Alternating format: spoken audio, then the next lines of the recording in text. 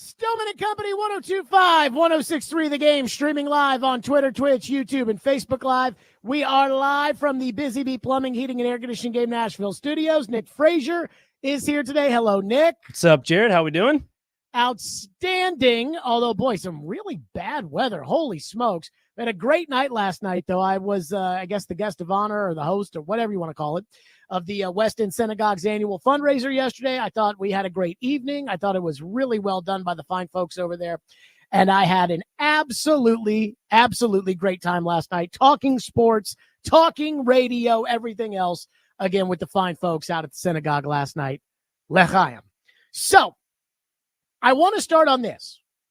If you know me, you know that a lot of my sports fandom is tied into my relationship with my dad. That it comes from being a kid and watching the games, and he got season tickets to the Titans, and we went, and they lost by a yard in the Super Bowl, and we were there, and I cried. You know all of that. And if you listen to the show a lot, you know one thing about my dad. He hates the Tennessee Volunteers. Hates them. He got into sports talk radio probably before I was even born, simply because every Monday after a UT football loss, he loved to listen to the callers. Oh, the refs screwed us. I tell you, that was a Coach Majors. I can't believe he called that play on third down, fourth down. Whatever. But yesterday, went over to his house, brought my son 3 generations of Stillmans, watching the Elite Eight. And as I have said many times, because of the amount of scuzzbags coaching in college basketball, I was hopeful that Rick Barnes would get his moment in the sun. I was rooting for UT. My dad, who again hates UT, was rooting for the Vols yesterday. He was like, you know what? I like Barnes. I like them. I like watching them. I hope they win. Again, we're not huge UT fans, obviously, and we weren't crushed when they lost. But even my dad, the number one Vol hater in Middle Tennessee, was rooting for the Volunteers yesterday. And 5 minutes after the ball was tipped off, like 5 physical minutes, the ball tipped off at 1:10 p.m. and at 1:15 p.m. it was over. What a disastrous choke job by the Vols. And normally when we say choke job, we're talking about a story of a team that has a 12-point lead with 4 minutes to go and totally blows it. The way Arkansas blew that game against Texas Tech the other night. The way Texas Tech blew that game against Florida. Holy crap, the other night. Or we're talking about a story of a 2 seed that loses to a 10 seed or loses to a 15 seed. Boy, they choked. And clearly neither of those two happened yesterday.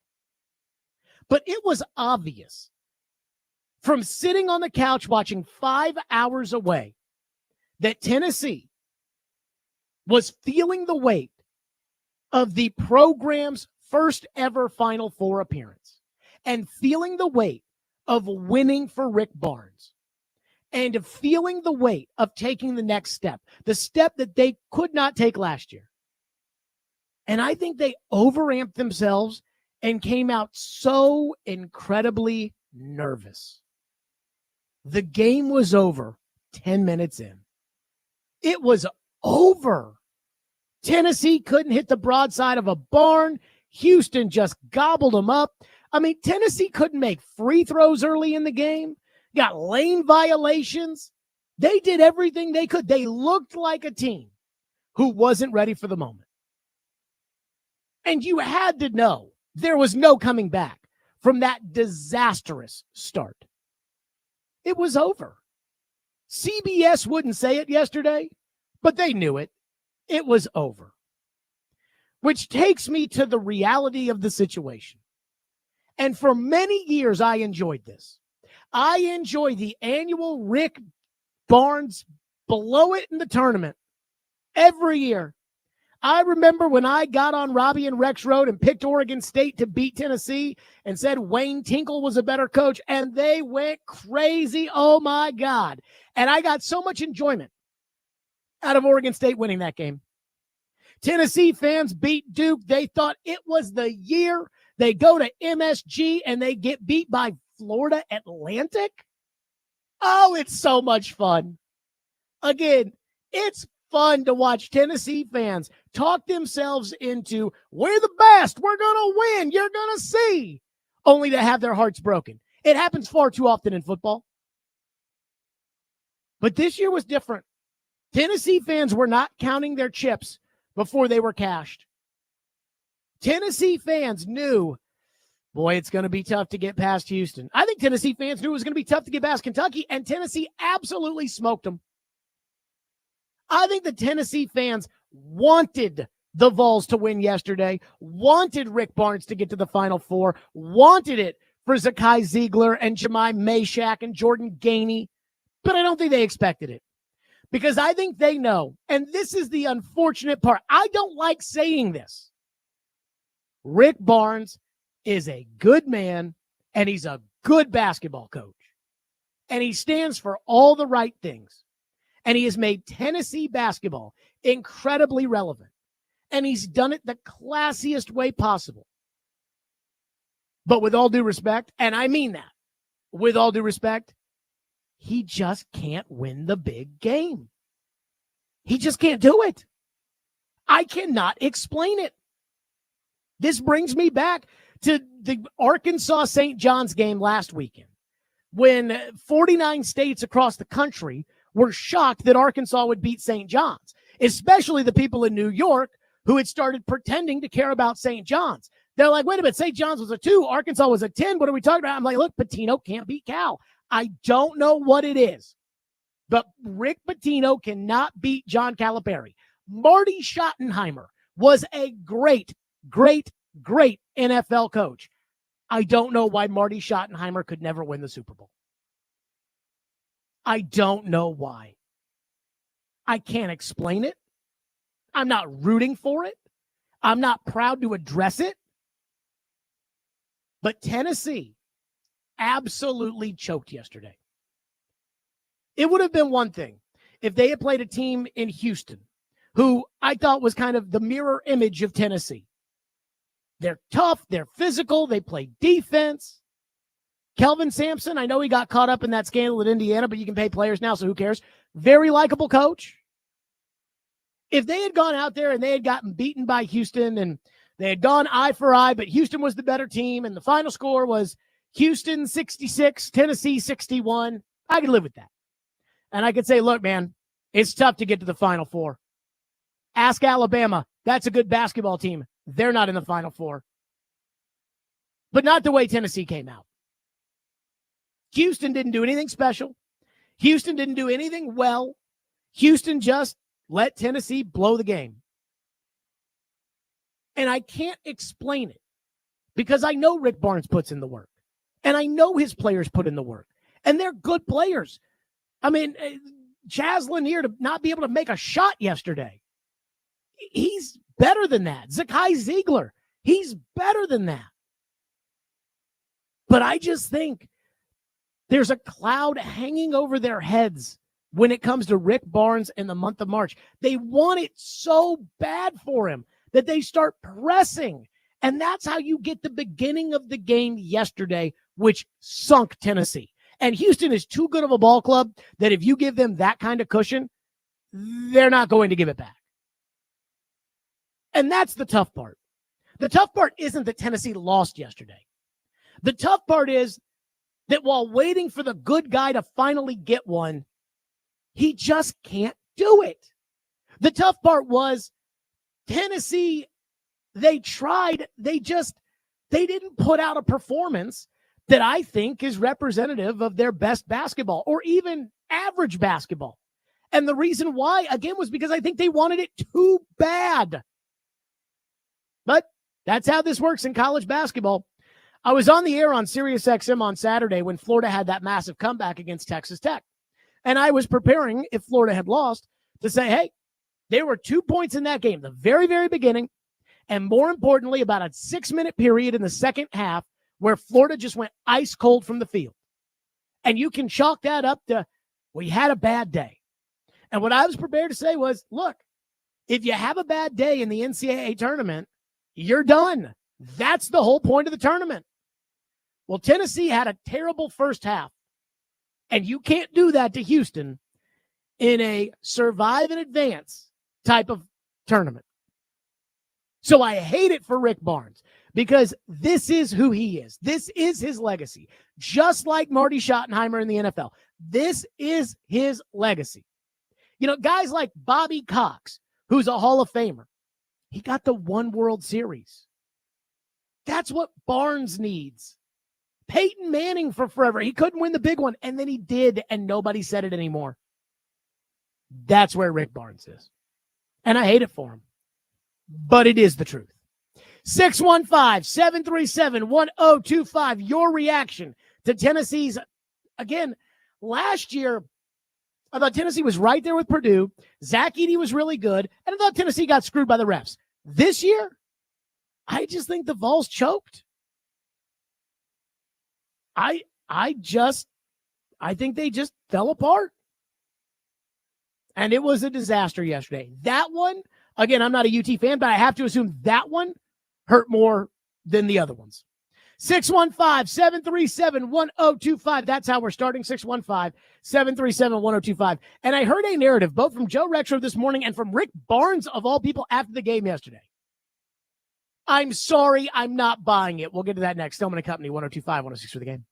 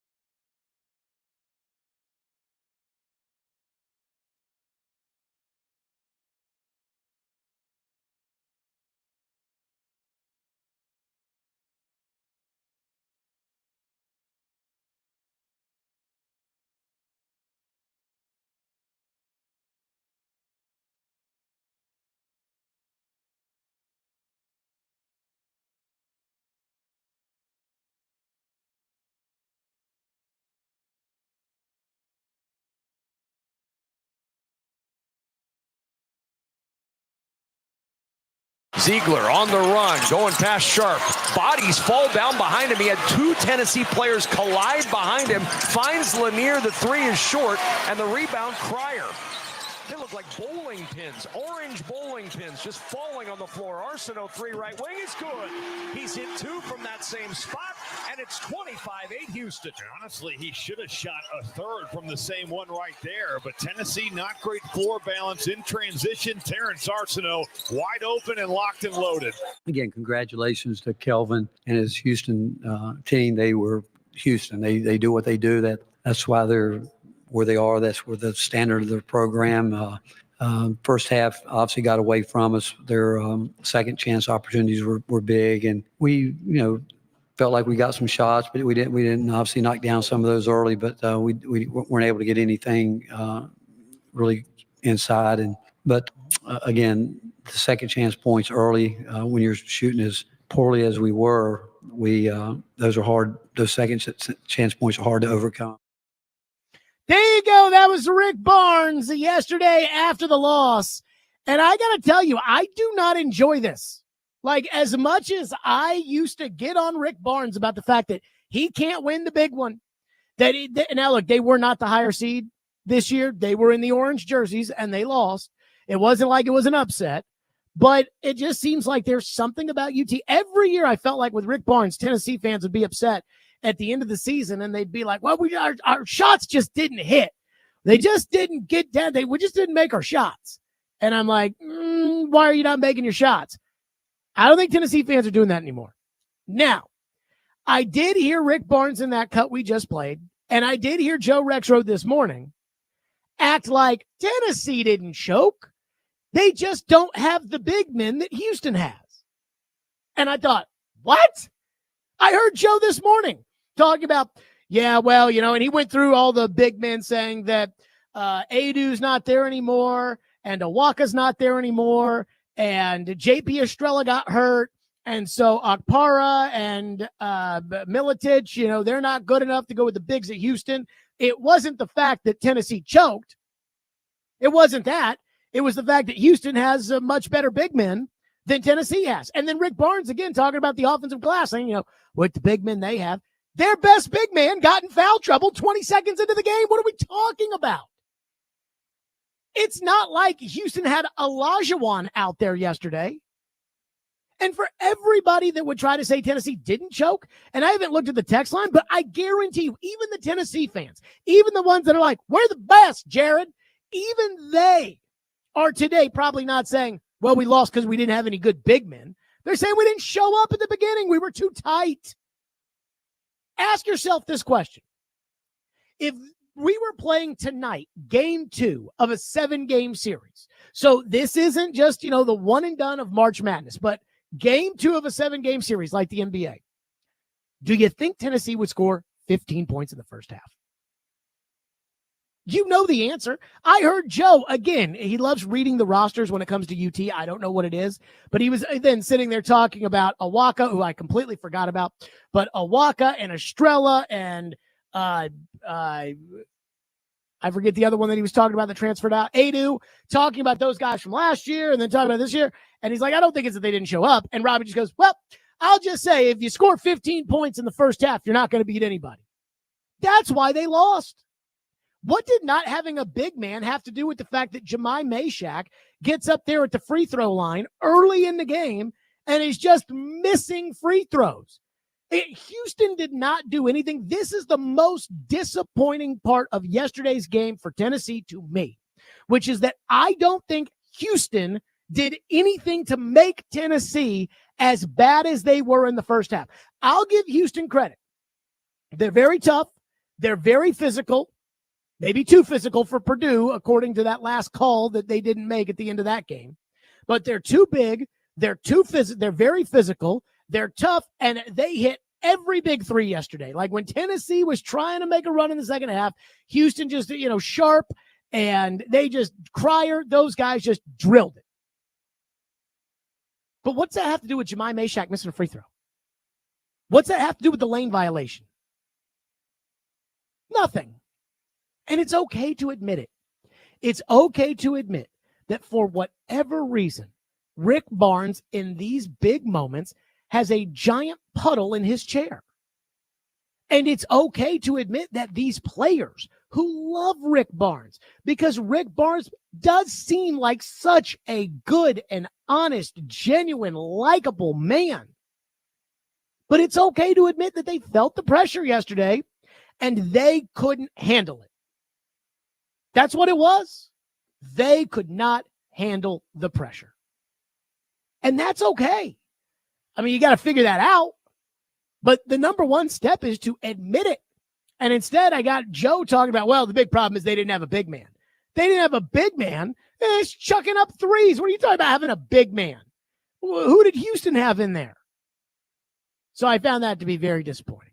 615-737-1025 on the program, 615-737-1025. And our phone line is driven by WilsonCountyHyundai.com. Justin Greenbrier says, I was listening to the Tennessee game yesterday, and you're right. Within the first 5 minutes, I just knew they were going to blow it. I stopped listening and saw the halftime score, which was just shocking. I was surprised.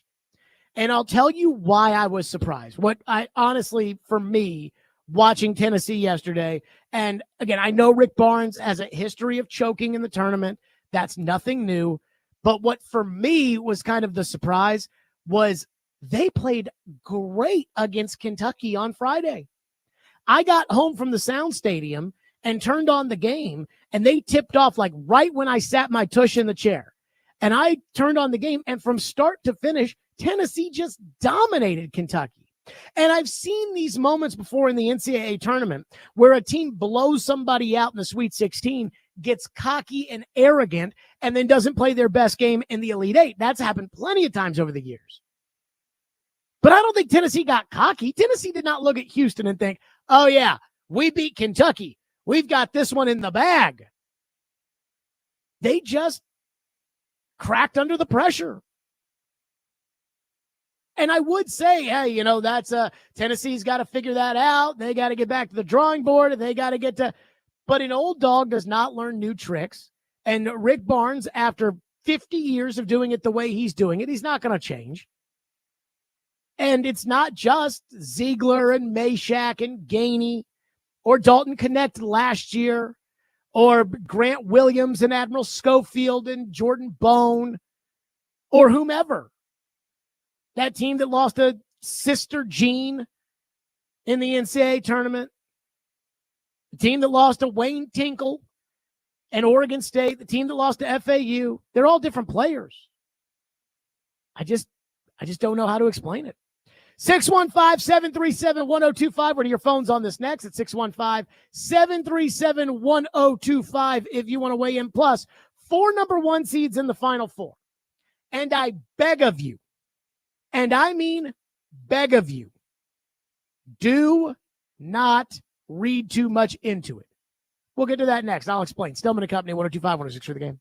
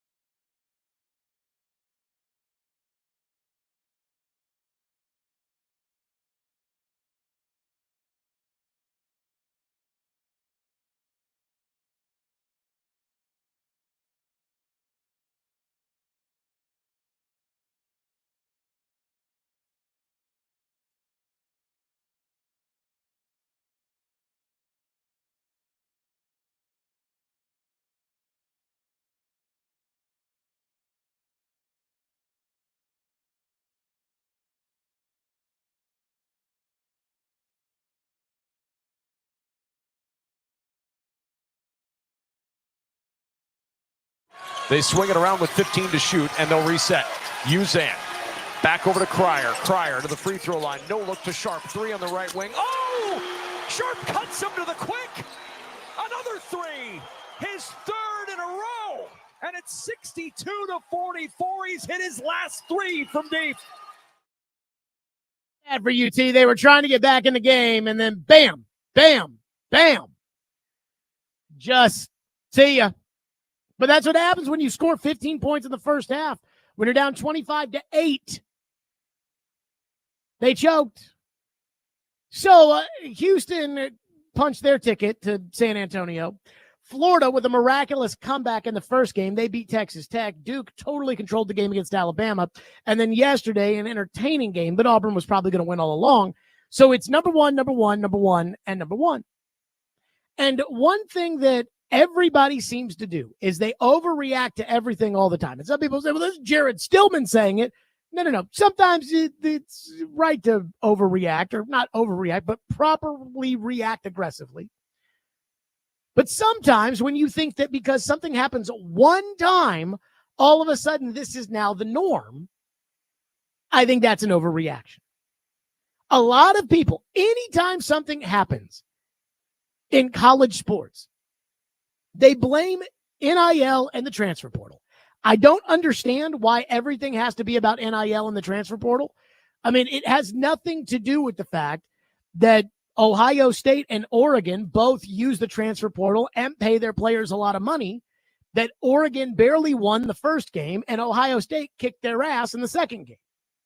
It just happened that they just played each other again. It happens. But what's happening now is people are saying that because of NIL, the rich are going to get richer, and that's why we had all chalk to the Final Four, with the exception of St. John's, who, again, like Tennessee, absolutely choked because Rick Pitino, for whatever reason, can't beat John Calipari. And I just don't think that that's fair. Now, if we get 3 years in a row where it's number one, and number one, then you might be onto something. But I think what's happened is this is just one of those years. And that's how college basketball is. This is the second time that we have had 4 number 1 seeds make the Final Four. The other time was 2008. But in 2008, we didn't have NIL.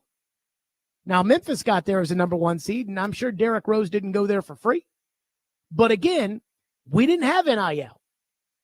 And the 4 teams were just the best. That year, there were the top 6 teams in the country in the preseason AP poll.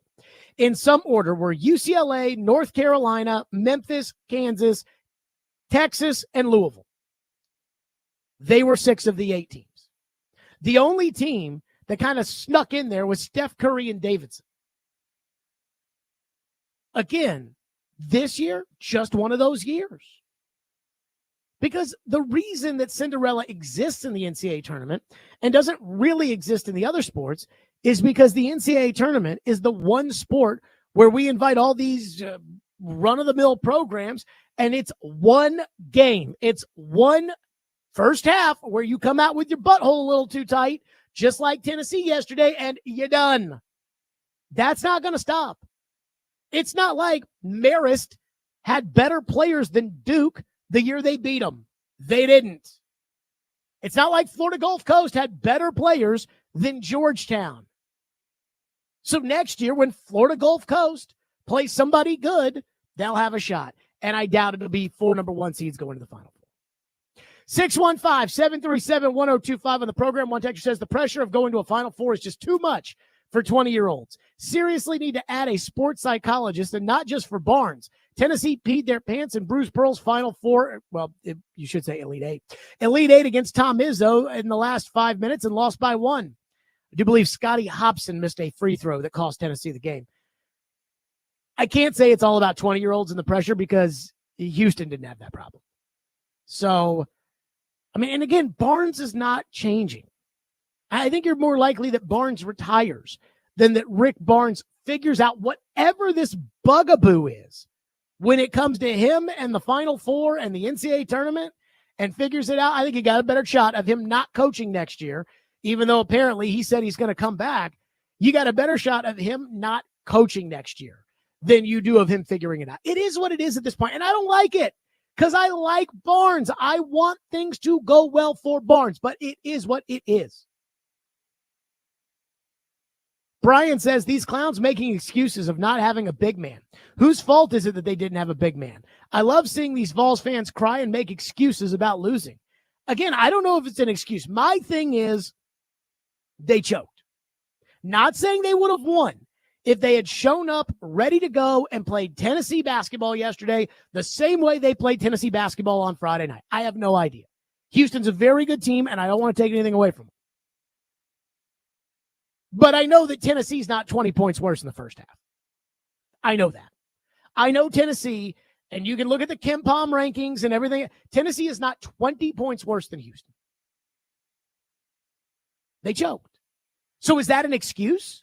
And I know the texter's not talking about me. He's talking about Joe Rexrode and saying that, they just didn't have a big man. It's not their fault that Adu and Awaka transferred and Estrella got hurt. And no.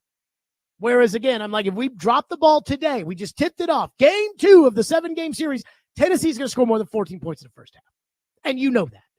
And Joe should know that. But I'm not making an excuse saying they choked. I'm just saying what actually happened, calling out the obvious, which to me is that they choked.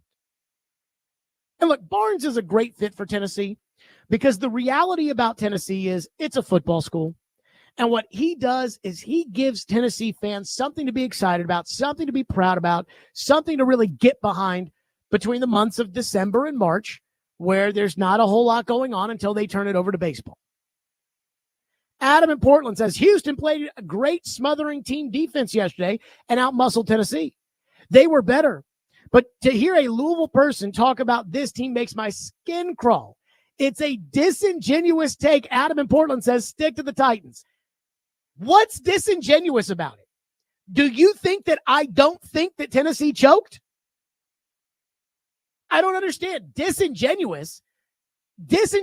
Like right now they're trying to ban the tush push. And I think they're going to. And some people will say, well, we've got to ban the tush push because that's not a football play. But the real reason that these teams want to ban the tush push is because it's a cheap football play. And Philadelphia uses it and gets away with it because it's technically in the rules. Well, we don't like it. Let's ban it. Why do you want to ban it? Do you want to ban it because you think that Philadelphia has figured something out and you want to take it away from them? Or do you want to ban it because you don't think it's a good play?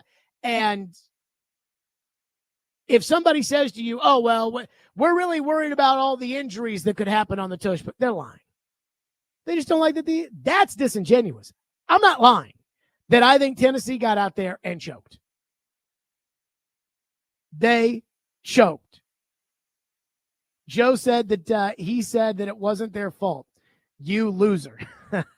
I didn't say it wasn't their fault, you loser. I said that's on Barnes, but you just have to be dishonest. All I know is I heard in the first hour, Joe talked about the entire big man roster and said the reason they lost is they didn't have a big man like Adu or Estrella or Awaka. And as soon as Joe was done with the thought, Robbie, instead of saying, you're right, Joe, let's talk about that more, said, well, I just scored 15 points in the first half. That's all he said. We're running back tomorrow, Joe. Adam in Portland all mad because I said his team choked. The next extra says Tennessee just choked. Known Vol hater Jared Stillman has maybe 2 segments on the Vols the entire year. And the second they lose, he opens his show with 2 segments on how they choked instead of what kind of Gatorade Cam Ward likes and if that is a good sign or a bad sign. Dude, it was the Elite 8. That's like saying Jared Stillman doesn't talk Vol baseball recruiting, but when they win the national championship, he talks about it. Yes, because nobody in town is talking about Vol baseball recruiting except for the diehards that can go listen to a podcast. This is a show for the entire city. What do people care about? I hate to break it to you, but most people in Nashville And there are a lot of Vol fans, and I get it. Most people in Nashville do not care about Vol basketball in December. They do care about it in March during the Elite Eight. That's why we're opening. It's the story. If Tennessee had won, guess what the opening take and story would be about? The Vols. Blake says Arkansas choked in the last few minutes to make it 4 number ones. Arkansas choked against Texas Tech, and I don't think Arkansas would have beaten Florida. But man, was that a Calipari choke job if there ever was one. Again, we talk about Barnes and this being who he is. That's the same thing about Calipari in Arkansas. That's who he is. Patino and St. John's, that's who he is. He cannot beat John Calipari. He would have had a better shot of beating Arkansas if they were coached by Bobby Knight and Coach K's love child. One text says Houston was a bad matchup for the Vols in reality, but Tennessee had open looks and opportunities to get back in the game, and they didn't. Houston having the advantage and Tennessee being disappointing can both be true at the same time. I'll tell you what I say when it comes to, I knew early on when Tennessee looked discombobulated on offense, and then Jemai Meshack got put on the free throw line and missed both free throws, I was like, this is not right. So that was when I was like, oh, this is not good. This is not good. One text says, after enduring your show for years, I know you love getting a reaction and being the villain. I let me just say this. The football team is the worst team in the league. The hockey team is one of the worst teams in the league. Vandy did win, which was good for them this year. Tennessee won enough in football. Didn't hear me bitch when they lost to Ohio State. Tennessee loses an Elite Eight game where, again, they choked. They got too amped up, too nervous, too much pressure, whatever, and it cost them a trip perhaps to the Final Four. This isn't about being a villain. It's about saying what happened. And some people just do not seem to, what do you want me to do? Get up here and say, well, it was a good season for Tennessee, and Coach Barnes did his best, and it was a tough one yesterday. I can hear the tumbleweed going by if I say something like that. Besides, we all know it was a fine season, but that's to be discussed, 3 weeks from now. Today, it's reacting to what happened yesterday, which was Tennessee choking. That's the story. 615-737-1025 is the phone number. The Tennessee Titans are telling people, telling you, telling me, telling everybody through their own media arm something. Adam in Portland used the word disingenuous. Something that I find to be so intellectually dishonest, I hope, or else they're really, really stupid. We'll get to that next. Stillman and Company, 1025-1063 The Game. And let me tell all the fine folks out there, if you want to win tickets to a Preds game, be listening to Robbie and Rexroad tomorrow morning for Preds Pick to Click. All you have to do is guess a Preds goal scorer, and if they put the puck in the back of the net, you win. So be listening to Robbie and Rexroad for the cue to call tomorrow. And it's time for the 4th annual 615 Open Charity Golf Tournament. Cromwell Media, along with partners Fox 17, Outfront Media, and Social Indoor, are proud to announce that we'll be back at the Hermitage Golf Course on Thursday, May 29th, to make a difference while having a great time. You can join us and a few guest media members, athletes, musicians, and more as we raise money for Folds of Honor. Donations will go to provide life-changing scholarships to the families of America's fallen or disabled military and first responders. So sign up to play or sponsor at 615open.com.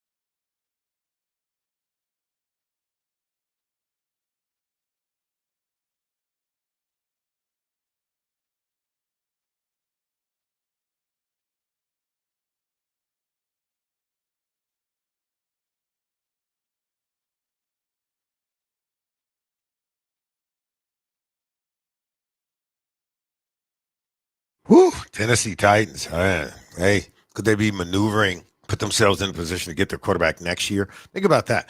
Are you ready? I don't like to use the word tanking, Todd. You know me. I don't even.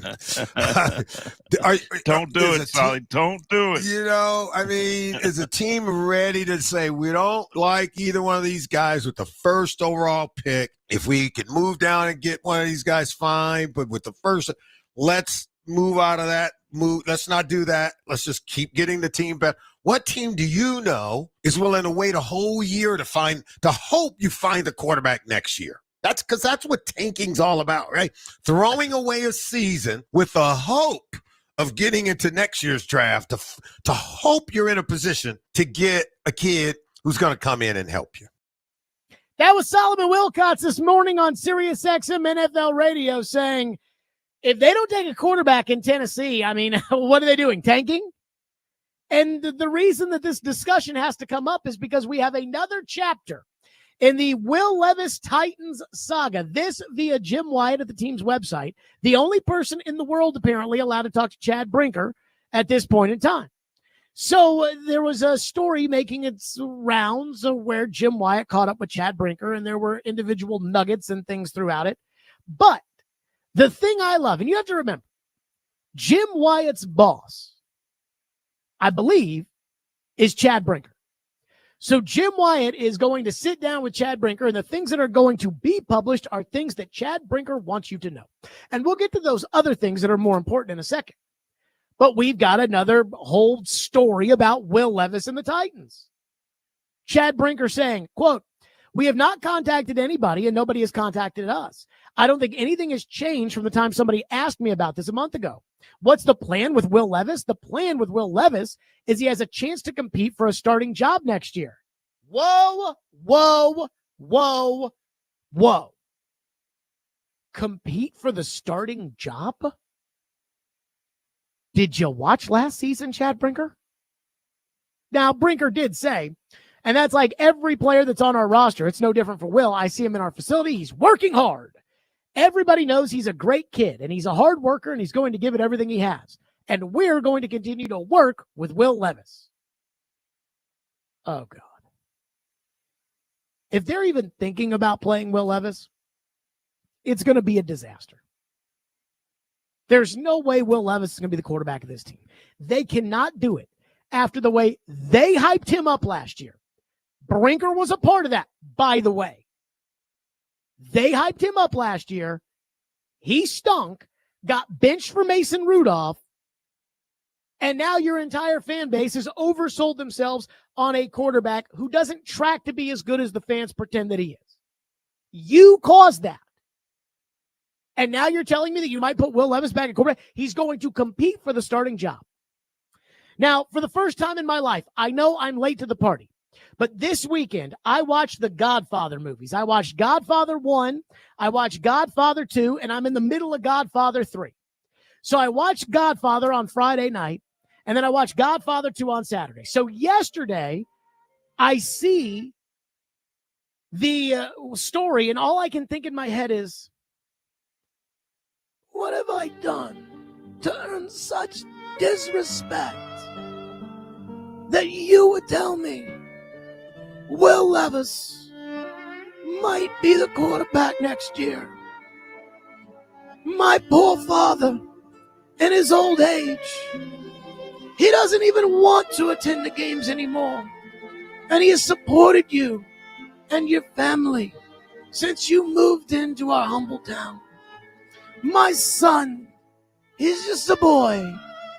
He was 3 days old last year when you benched him in the Cincinnati game. How could you disgrace my family, my young son, with that terrible quarterback and his terrible Mayo commercials? And I counseled you on what to do. I said, take the boy from Minnesota. Give him an offer he can't refuse. And now you come to me on this day and say my poor father Might have to watch that young quarterback again. Vafangul. That was all that was in my head. That's all I could think about was, what have I done to earn such disrespect? That you would tell the fans that, oh, no. Will Levis, he might be competing for a starting job next year. Again, I don't believe it. I don't believe it at all. I'm not going to pretend to believe it. None of that. I do not know. But why do we have to keep doing this? Why do the Titans have to say, our plan is to give him a chance to compete for the starting job next year? Then why did you bench him in the middle of the year last year? You benched him for Mason Rudolph. Mason Rudolph stinks. Why would you do that? Brian Callahan was quoted in a story from Jim Wyatt. Not that Brian Callahan has any juice in the organization anymore, but Brian Callahan was quoted in a story of saying, yeah, Mason went to Pittsburgh because he thinks it gives him a better chance to play.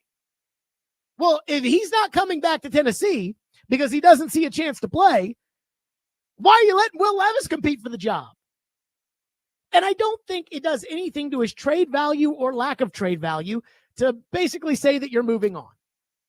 But the Titans, they just won't do it. And that's because, again, the Titans don't ever tell the truth. Why don't the Titans ever tell the truth? That's their business. But I'm getting to the point with all this constant just bullcrap that I'm like, again, why do you disrespect me? What did I do to earn such disrespect? That you would tell me that, you're going to roll with him at quarterback. 615-737-1025 is our phone number. Okay, so I just think that's all bullcrap anyways. But Chad Brinker has a sit-down with Jim Wyatt. And the things that he said in that, we'll get to that next. Stillman and Company, 102.5, 106 through the game.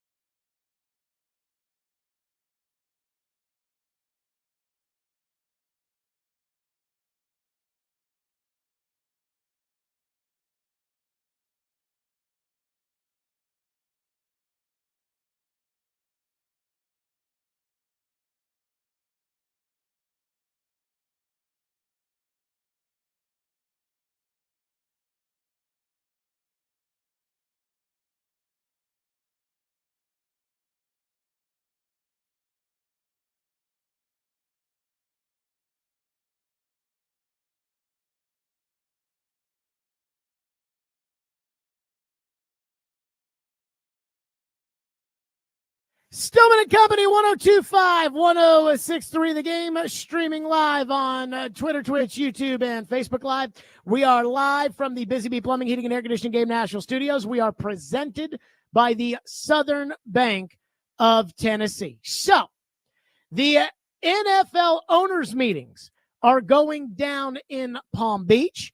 And every big-time important person goes to the owners' meetings as far as the coaches, the GMs, although for some reason, I think Raheem Morris didn't go this year. Whatever, and I don't care that Raheem Morris didn't go. The coaches, the GMs, the owners, they're all there. It's where a lot of the backroom dealings start to get done. And Chad Brinker had a sit-down with Jim Wyatt at the owners' meetings. Now, here's what I find to be hilarious.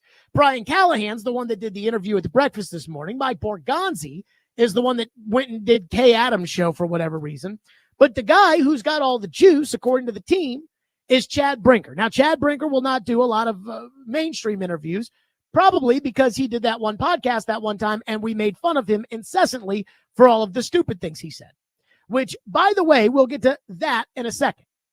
But let's focus on what he told Jim Wyatt, because once again, when it comes to the hierarchy of the Titans, Chad Brinker is in charge of the football operation, and Jim Wyatt reports to Chad Brinker. So anything Jim Wyatt writes has to be Chad Brinker approved. So here's what Chad Brinker wants the world to know. Number one, they have a good idea of what they're going to do with the first. They will have a good idea of what they're going to do with the first pick in 2 weeks. That would be April 13th. By the way, Borgonzi and Callahan said the same thing. So these are kind of the talking points that the team has decided upon, and they're all going to say the same thing over and over again, but they'll have a good idea of what they're going to do with the first pick in 2 weeks. That would be April 13th. Brinker said that trade talks will commence closer to the draft. And this, I would say, in theory, is probably true because, for instance, John Robinson made the trade with the Rams for the number 1 overall pick in 2016 on April 14th. Again, 2 weeks from now is April 13th. So when he says, hey, we'll probably have a better idea in 2 weeks what we're going to do, again, that timeline checks out with when the number 1 pick is usually traded. Number 3, in the Jim Wyatt article, he said good things about all 4 top prospects, Ward, Sanders, Hunter, and Carter. He talked about evaluating Travis Hunter at both wide receiver and at corner. So apparently they're going to bring the wide receiver coach in there when they watch him work out, and they're going to bring in, the defensive coaches as well. And finally, he says that Abdul Carter's medical recheck, again, they go for the medical at the combine, and if you've got an issue, you go back to Indianapolis before the draft for the medical recheck. And Chad Brinker says that Abdul Carter's medical recheck is more important than what Abdul Carter would run in the 40. Now, I actually think that they're both massively important because I'd want him to do the recheck first, pass it, and then turn around and run the 40 and see if those results match up with what it should have been if or before he got hurt. So that's kind of the gist of the article. It kind of reminds me of one of those articles when I'm like, I do a search for Packers schedule. And it comes out with like all these words in an article. I'm just looking for the schedule. Can you give me the schedule? I don't need all these words about it. And then 3 weeks later, they travel. I don't need that. Just give me what Brinker said. And of course, Brinker, he won't do like an interview on camera. He won't do an interview that's recorded, but that's just how he likes it. So what was newsworthy when it comes to Chad Brinker, the lead decision maker for the Tennessee Titans, sitting down with Jim Wyatt? Number one, the Titans want a trade. Maybe it has to be on their terms, maybe not, but they want a trade. If they weren't interested in trading the pick, they'd stop talking about wanting a trade. And yes, while I know you guys will say, what's the harm in listening, Jared? Everybody has a price. Potential franchise quarterbacks don't get traded before the draft. And yet the Titans keep saying they'd be open to it. I actually looked it up this morning because I wondered, what was the Jaden Daniels talk when it came to that pick before the draft? And it took me 2 seconds to Google search it. This is what Adam Peters said last year. Quote, "We feel great about staying at number 2, Peter said.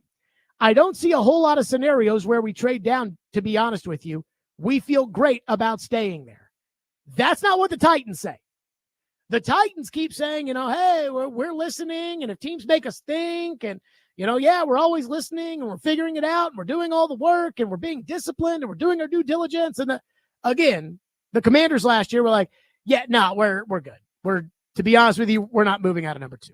Why are you not moving out of number 2? Because we're picking Jaden Daniels, and we think he's a franchise quarterback. That's why. Meanwhile, the Titans keep saying, well, we're open to seeing what happens. And number 2, newsworthy item from the Jim Wyatt story. Chad Brinker is using the excuse of going to 2 Colorado games last year, something that he wants you to know. I went to 2 Colorado games last year, as to why he's not going to Shedeur Sanders' pro day. But apparently everybody else will. So Mike Borgonzi will go to the pro day, and Brian Callahan will go to the pro day, and Nick Holtz will go to the pro day, and all these guys will go. But again, the guy who is making the decision at the end of the day is not going to go to the Shedeur Sanders pro day. I also like the fact that I think I've kind of bullied the Titans into announcing how much scouting they did during the year. Because last year they played Louisville played Miami, and they sent Sam Summerfield to the game to scout it. And I say, you mean to tell me that Rand Carthon and Chad Brinker can't drive 3 hours up the road to go watch Cam Ward play? I mean, you got to be kidding me. And the next week, they were front and center at the Vandy, Texas game. And now I know, because Jim Wyatt wrote it, that at the end of the year last year, Chad Brinker went to Atlanta for the Georgia Tech game. And as Jim Wyatt wrote here, he went to 2 Shedeur Sanders games. So, take that. But that's the excuse for not going to Shedeur's pro day? Something seems fishy about that. And I want to table that to the side for a second. But there's something there about Brinker not going to Shedeur's pro day that I find very, very fascinating. And finally, I'm just going to say this. Why does Chad Brinker not like doing regular interviews? Is it because we made so much fun of his podcast interview last year? Because, again, he'll sit down with the media, but no cameras are allowed. No audio is to be disseminated from that room. I've got it on my phone. Can't play it for you. No audio is to be disseminated. No video is to be disseminated. And then he goes and he does a press conference with almost the exact same people after. I don't get it. I don't understand. So here's what I think we should do. Unless this is too over the line. You guys decide. Frazier, you tell me. We can take the quotes with the use of technology today.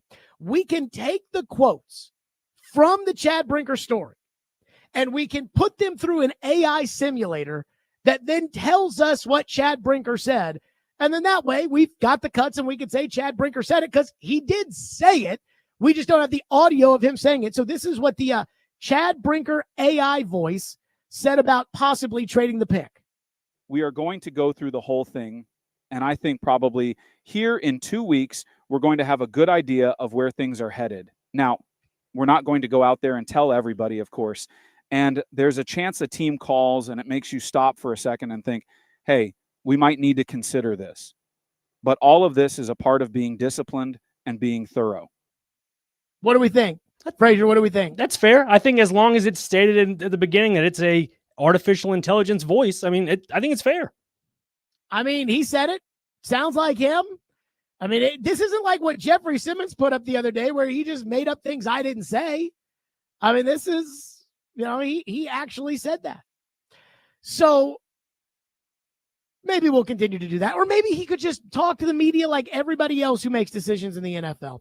615-737-1025, which is our phone number if you want to weigh in. 615-737-1025. So, after reading that story and hearing the same talking points come from Borgonzi on with Kay Adams, Callahan at his press conference, my gut is telling me what I think the Titans desperately want. We'll get to that next. I think I have a feeling. We'll get to it next. Stillman and Company and your phone, 615-737-1025. Stillman and Company, 1025-1063 The Game.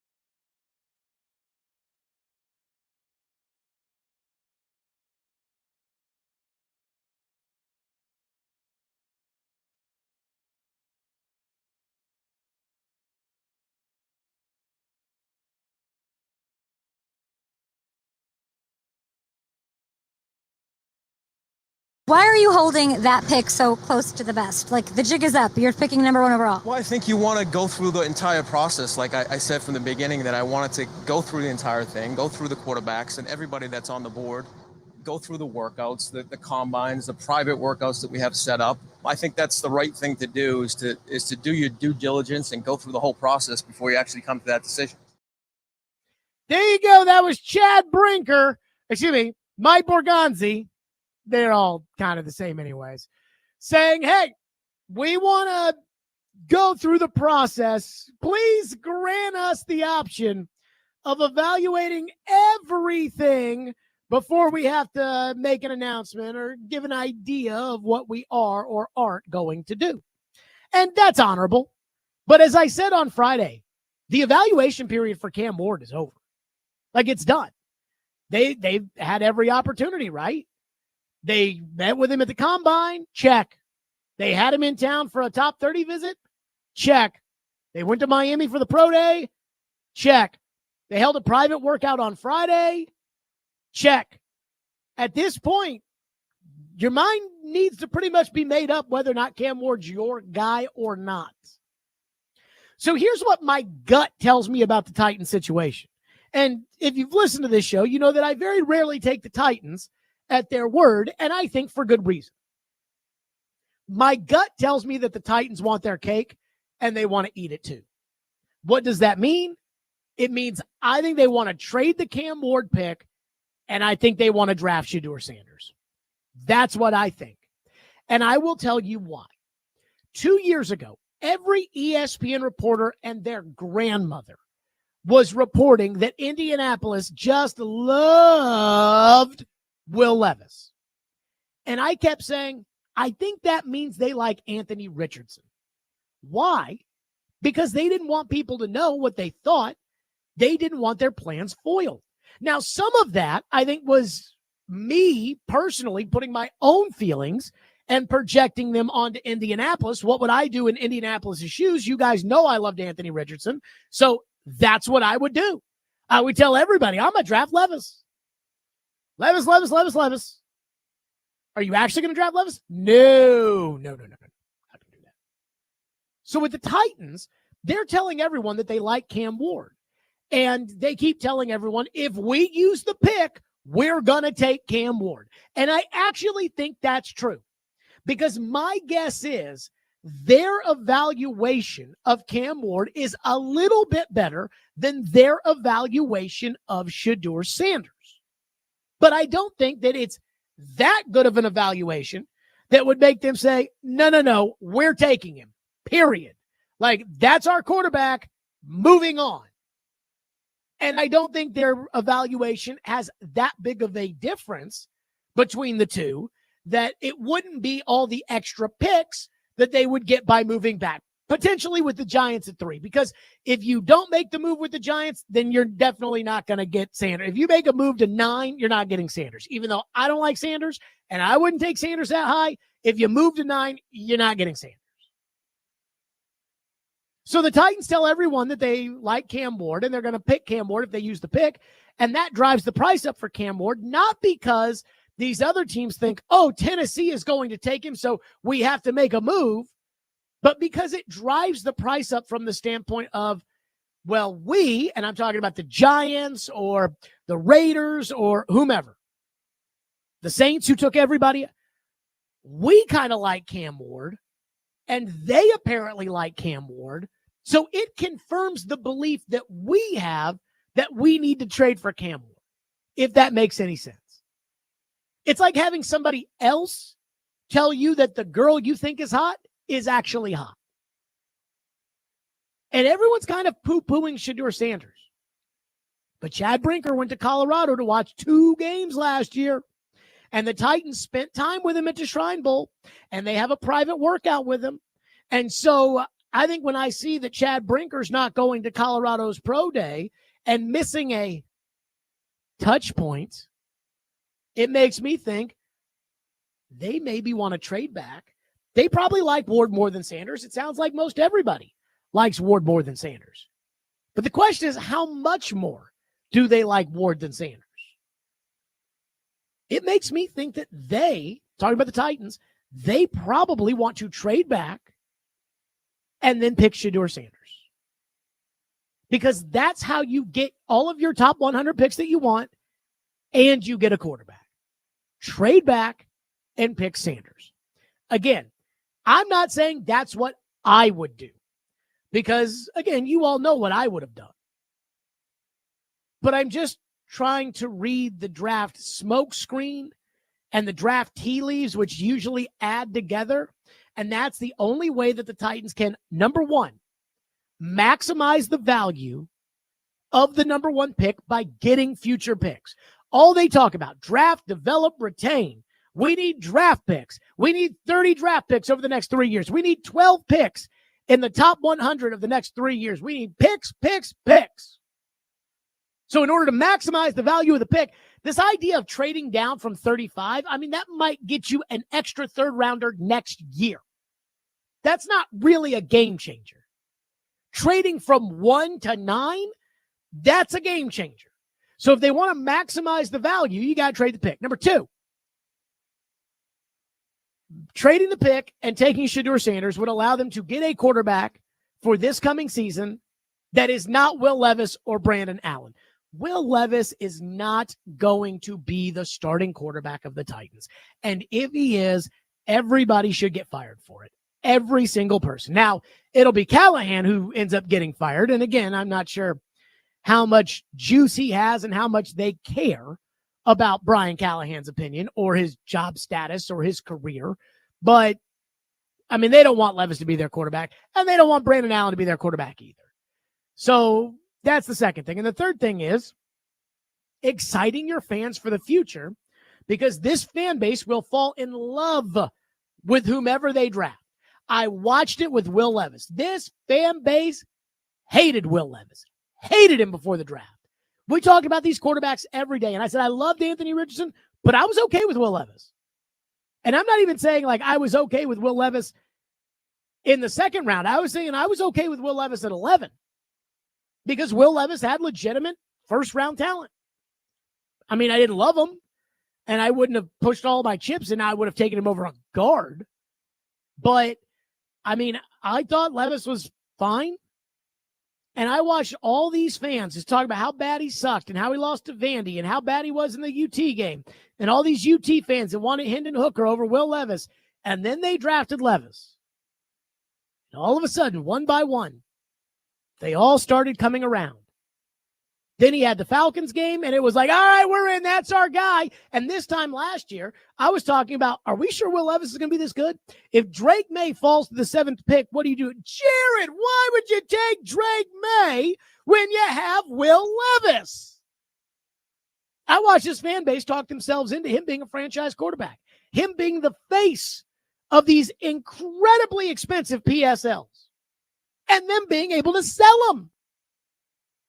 So if they were to trade back and they were to draft Shedeur Sanders and pick up, let's say, the 34th pick from the Giants and a first rounder next year from the Giants, you move back to 3 and you take Shedeur Sanders, you A, maximize the value of the pick by getting future picks.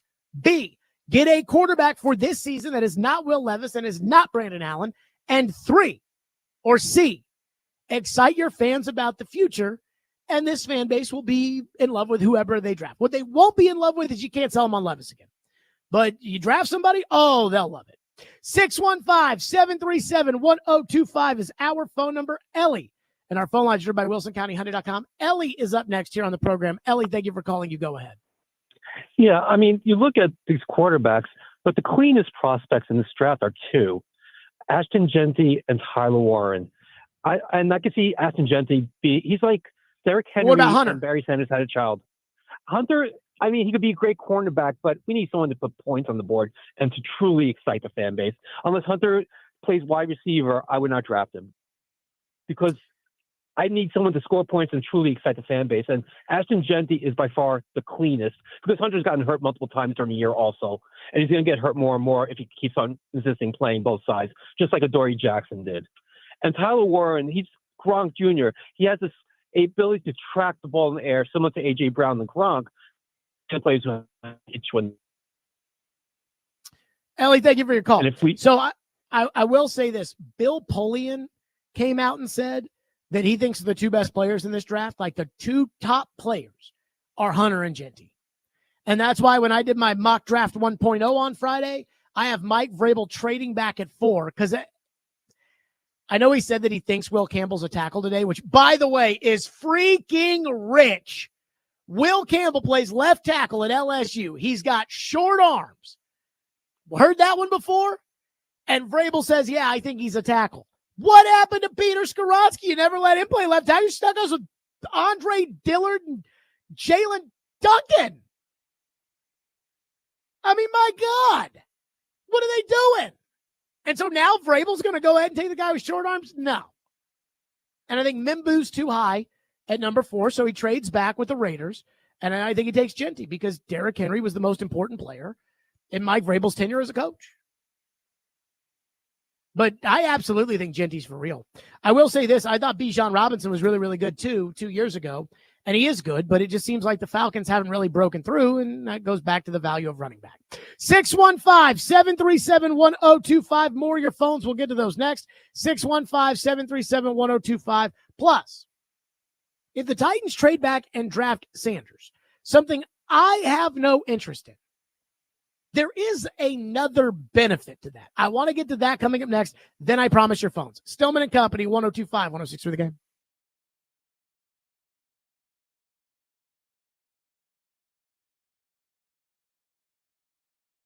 Here to tell you about Hiller Plumbing, Heating, Cooling, and Electrical. I love Hiller. They take great care of my home, and they can do the exact same for you. Nobody wants to deal with a plumbing, HVAC, or electrical emergency. Trust me. Most of the time, you don't know what it will cost, if something's going to get fixed correctly, or if they're just trying to sell you something that you don't need. When you call Hiller and they're experts, they're going to solve the problems quickly, and you don't really have to worry about that. The price you're told is the price you'll actually pay with no hidden fees or surprises on your bill. So book online now the same way I do by visiting happyhiller.com. That's Hiller Plumbing, Heating, Cooling, and Electrical. Proud supporters of the Preds, the Vols, and Vandy. That's Hiller. Call the Happy Face Truck today.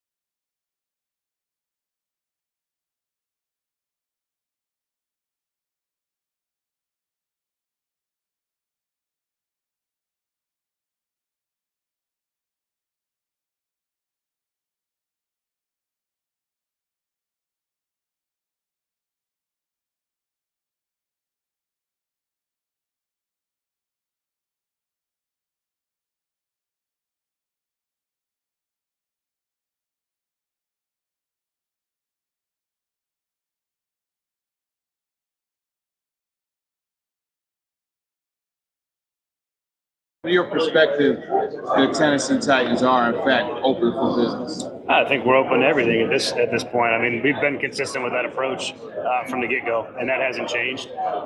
We're doing our due diligence on all the options available to us, and when it comes time to make the decision, we'll make it. And there won't be really, we'll have done it knowing we've gone through every bit of the process and looked at every possible outcome, and feel really good about it at that point. Right. There you go. That was Brian Callahan today saying we're not ruling anything out. Again, not that I think Callahan has any juice, but I think they've sat there and decided what their rehearsed lines are going to be because everybody's saying the same stuff. But go back to last year when asked before the draft if they were going to trade the pick. Adam Peters said, quote, "We feel great about staying at number 2. I don't see a whole lot of scenarios where we trade down, to be honest with you. We feel great about staying there." That's not what the Titans are saying. My gut tells me the Titans probably like Cam Ward, but they'd rather trade the pick instead of taking Cam Ward, and then they'd like to draft Shedeur Sanders. So they get a quarterback, they get a haul, and on top of it, they don't have Will Levis playing quarterback next year.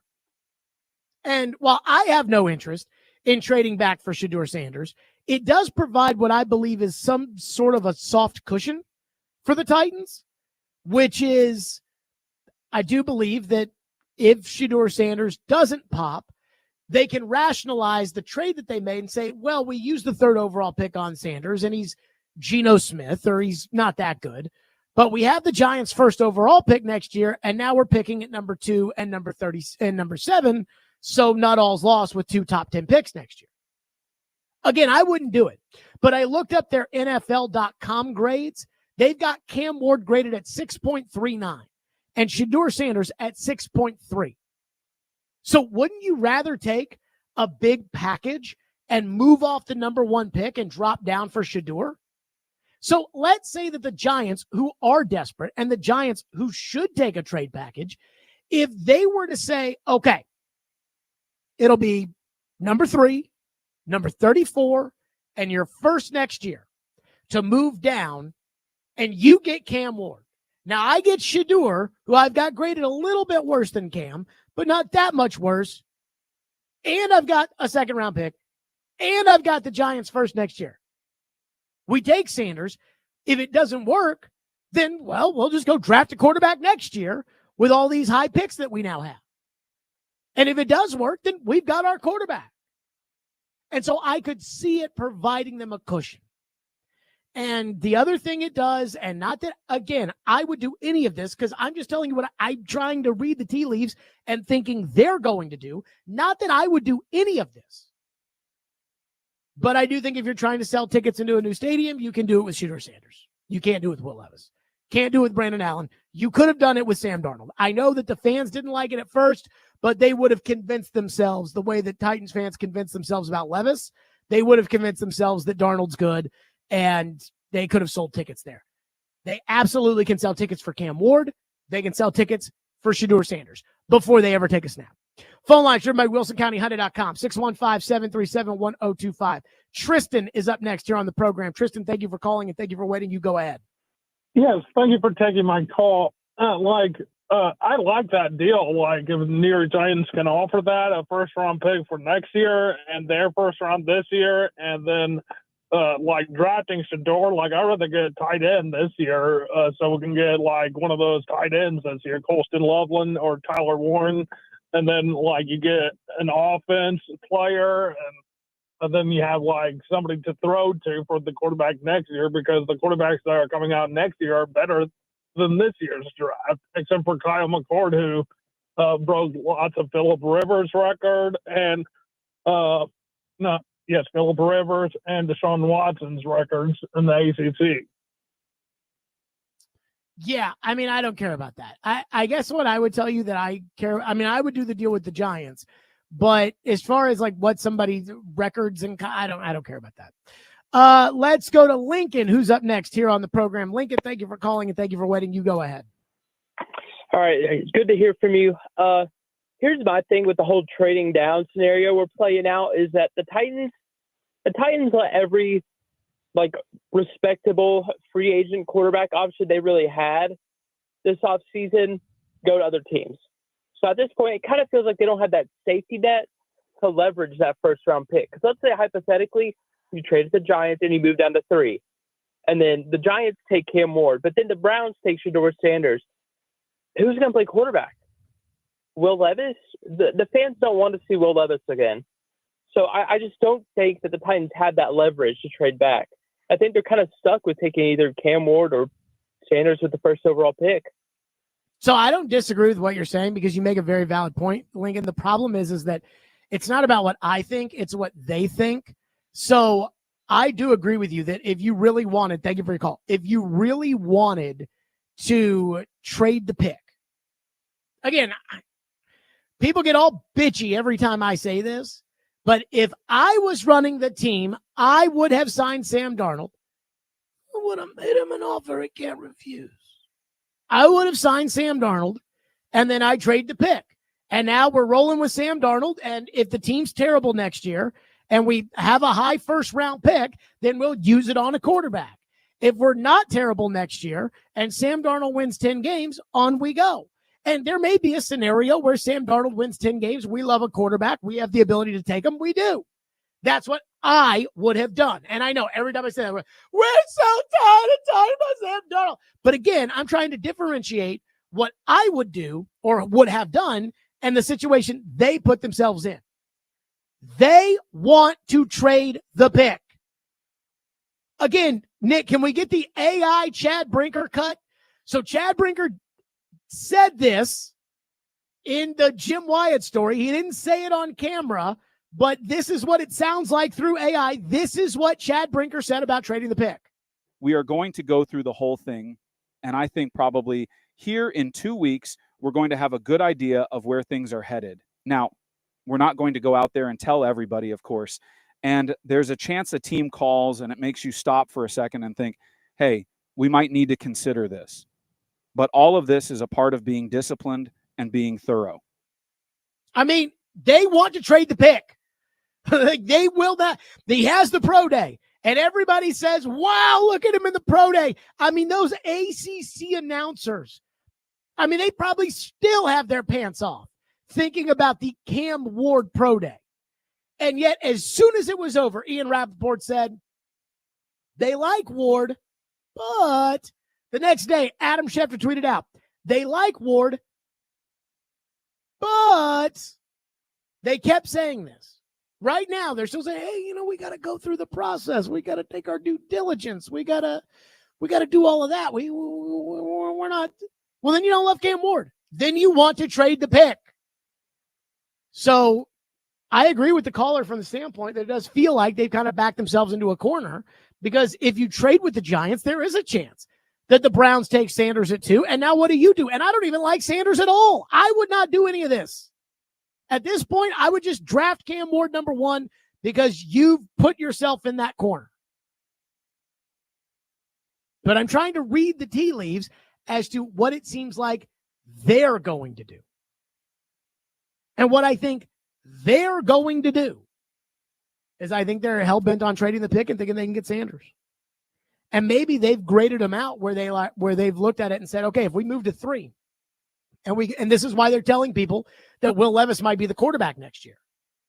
If we move to 3 and Sanders goes 2, we get the best player in the draft, Hunter or Carter, and we get a first next year, and we probably get something else.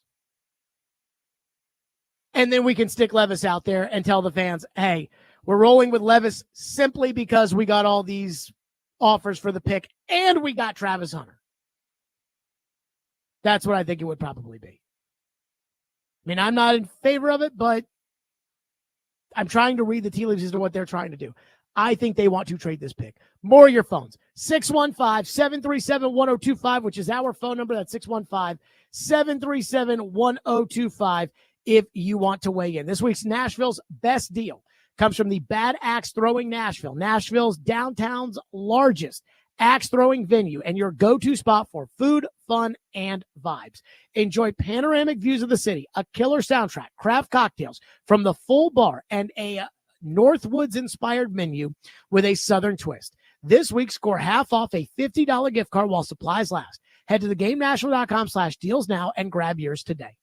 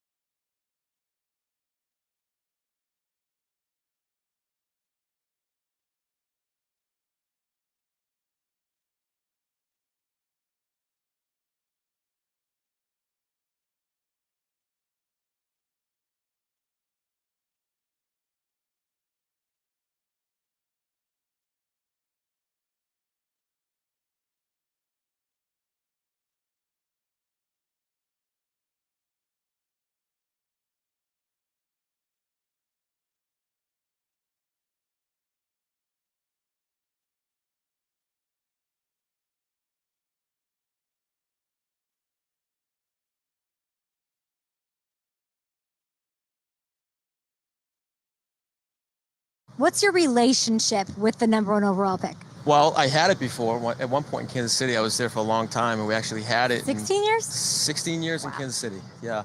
So we actually had it. It was Andy's first year when he took over in 2013. So been there before. Don't always want to be there again. But, I've had some familiarity with it. Yeah. There was Mike Borgonzi saying nothing about the number 1 overall pick. He's like John Robinson from the standpoint that when he doesn't want to talk about something, which is pretty much anything that has to do with the team, with it, when he doesn't want to talk about something, he just, I gave you 5 seconds on that. Is that okay? It's like, come on, dude. All right, phone line driven by WilsonCountyHunter.com. Chris up next on the Titans and the draft. Chris, thank you for calling. Thank you for waiting. Go ahead. So, Jared, I like the idea of trading down. Do you think that you could actually trade the first pick to the Browns and then take that second pick, trade it down to the Giants, and literally trade down twice in the first 3 picks? No. With literally the Browns picking up Cam Ward and the Giants picking up Sanders. So Andrew Berry, the general manager of the Browns, thank you for the call, Chris. Andrew Berry, the general manager of the Browns, said that it is very unlikely yesterday that the Browns will trade up for the number 1 pick. So that's the, as far as the idea of, you can trade it twice. What you would have to do is you have to trade it to the Giants at 3, and then probably trade like to the Jets or trade to the Raiders or trade to the Saints at 9 to move up to 3. And then you go back to 9, and then you end up with, I don't know, Jahade Barron at corner, or you end up with Matthew Golden at receiver or Tyler Warren at tight end, but then you're stuck with Will Levis at quarterback. You can trade it twice. I don't think you can trade it twice and get a quarterback. And you cannot trade with the Browns because they've already said that they're not interested in moving up to number 2 or moving up from 2 to 1. And so really, to me, it's the Giants. If you want to have your cake and eat it too, it's the Giants once and then take Sanders. Again, I cannot stress this enough. I would not do that, but this is what they want to do. It's not about what I want to do. Let's go to Jared, who's up next here on our program. Thank you for waiting and thank you for calling. Jared, you go ahead. Hey, good afternoon. I just don't really think that the Titans brass has been all that savvy with all this because, like you said, or like you've commented plenty of times, is that their actions are saying one thing and their words are saying another. And I mean, I know it's you try to operate in the shadows as much as possible with the number 1 pick, but it just seems like they're just not really doing things very well. And plus, too, if this pick does go wrong or we get fleeced on a trade or something like that, Brinker's been here for a long time. Can we start to blame him for some of the things, or is this going to just be one of those things where he's going to escape some blame? Because I'm just not that confident in the fact that Cam Ward is going to be it, which I think I'm with you, Jared. I do think that they're going to pick him, and I don't think that's the right decision. But I just also don't think that the Titans are doing themselves any favors. And like that one caller said earlier, I feel like they're kind of backing themselves in a corner with Will Levis at quarterback right now. And I don't really like where this is going to go. So, and I swear to goodness, if they trade down and take a tackle, I'm going to defan my whole fandom, whatever's left. All right. Tighten up. Okay. Thank you for your call. I would agree with you on the Brinker front. I don't have any faith in Brinker. I don't. And I don't trust Brinker. And I think Brinker is kind of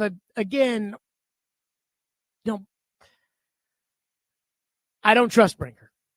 As I said earlier today in the show, I watched The Godfather for the first time this weekend, The Godfather and Godfather 2.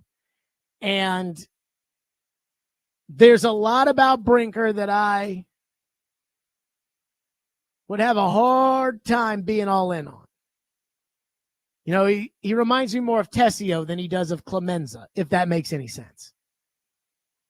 I will say this. We can blame Chad Brinker all we want. If Amy doesn't, then it doesn't matter. I mean, and apparently for everything that Chad Brinker was a part of the last 2 years, Amy doesn't blame him at all, which is rather convenient and odd. Manny is up next on the program. Manny, thank you for calling and thank you for waiting. Go ahead. Hello, how's it going? So I guess, with Chris kind of bringing that, that topic up as far as like trading with Cleveland, I mean, you kind of said my answer, but I have another question to bring up after what I will finish saying with this tiny part. Since Cleveland cannot trade, a swap, I mean, because I was thinking at first, like, well, why don't we just trade with Cleveland and just kind of, be in a win-win situation than with the Giants swapping, because that is such a high risk, high reward type of situation. Because at the end of the day, it's like no one knows if Cleveland's going to take quarterback or not, which obviously, it could probably be a Cam Ward or whatnot. Now, I like Cam Ward. There's just some things that I was seeing, like, on some, highlights where kind of makes me a little iffy. I don't want to say Will Levis 2.0, but what was it? But honestly, like, you may disagree with, what I'm gonna say, but I think in reality, I would really go with Shador. Like, at the end of the day, like, if you really think about what he went through in Colorado, the plays he was making, but on top of that, he was playing with a crappy offensive lineman. So now that, if there's a possibility, if they may. Yeah, I'm so tired of the Shador excuses. Like, again, he didn't beat a single good team. Thank you for the call. He didn't beat a single good team in college except for TCU, who was 7-5. Like, at some point, like, oh, well, his line sucked in this side. He had the Heisman Trophy winner at receiver. He had 3 guys that are going to play in the NFL at wide receiver. I mean, at some point, we've got to stop just making all the excuses for Shador. I don't think Shador is very good. I don't think Shador is going to be a good NFL quarterback. That's just my opinion. I think he's too small. I think he's too slight. I think he holds on to the ball too long. I just do not think that he can do that. That's just me. 615-737-1025. Here is the phone number, 615-737-1025. Let's get to Dylan, who's up next quickly here on the program. Dylan, go ahead. Hey, Jared.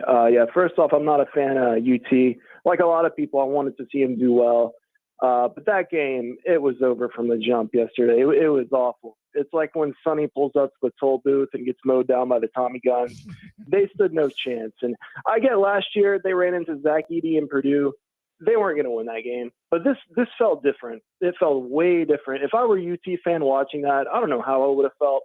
And I don't even know if Houston's that good of a team. I mean, I'm sure they are, but did UT suck that bad, or was Houston just that good? I mean, it was hard to watch. And what did Houston, as good as they are, and they're good, what did they have to do with missing free throws early in the game, lane violations, 2 guys running into each other, all the things, the self-inflicted wounds to UT yesterday? In my opinion. Do you put that on Rick Barnes? I mean, that team had so many seniors on it, and you wouldn't think they would make those mistakes. I mean, I don't know. I mean, I think, okay, I agree. I think Rick Barnes is in a great position at Tennessee. He's, it's a football school, and he gets them there, and then they'll, a week from now they'll be fine. But I don't know. I mean, do you think they can do better than Rick Barnes, or is that it? No. I mean, Rick Barnes is the perfect coach for that school. Thank you, Dylan. And there's no reason to move on from Rick Barnes. I mean, like, are you going to complain about making the Elite Eight all the time? What do you think you are, Duke? So easy now. 615-737-1025 is our phone number. Amy Adams Strunk. Is she at the owners' meetings? I kept trying to figure out today. I do have the answer because I spent so much time trying to figure this out. And I've got a thought on it. We'll do it next. Stillman & Company, 102.5, 106 for the game.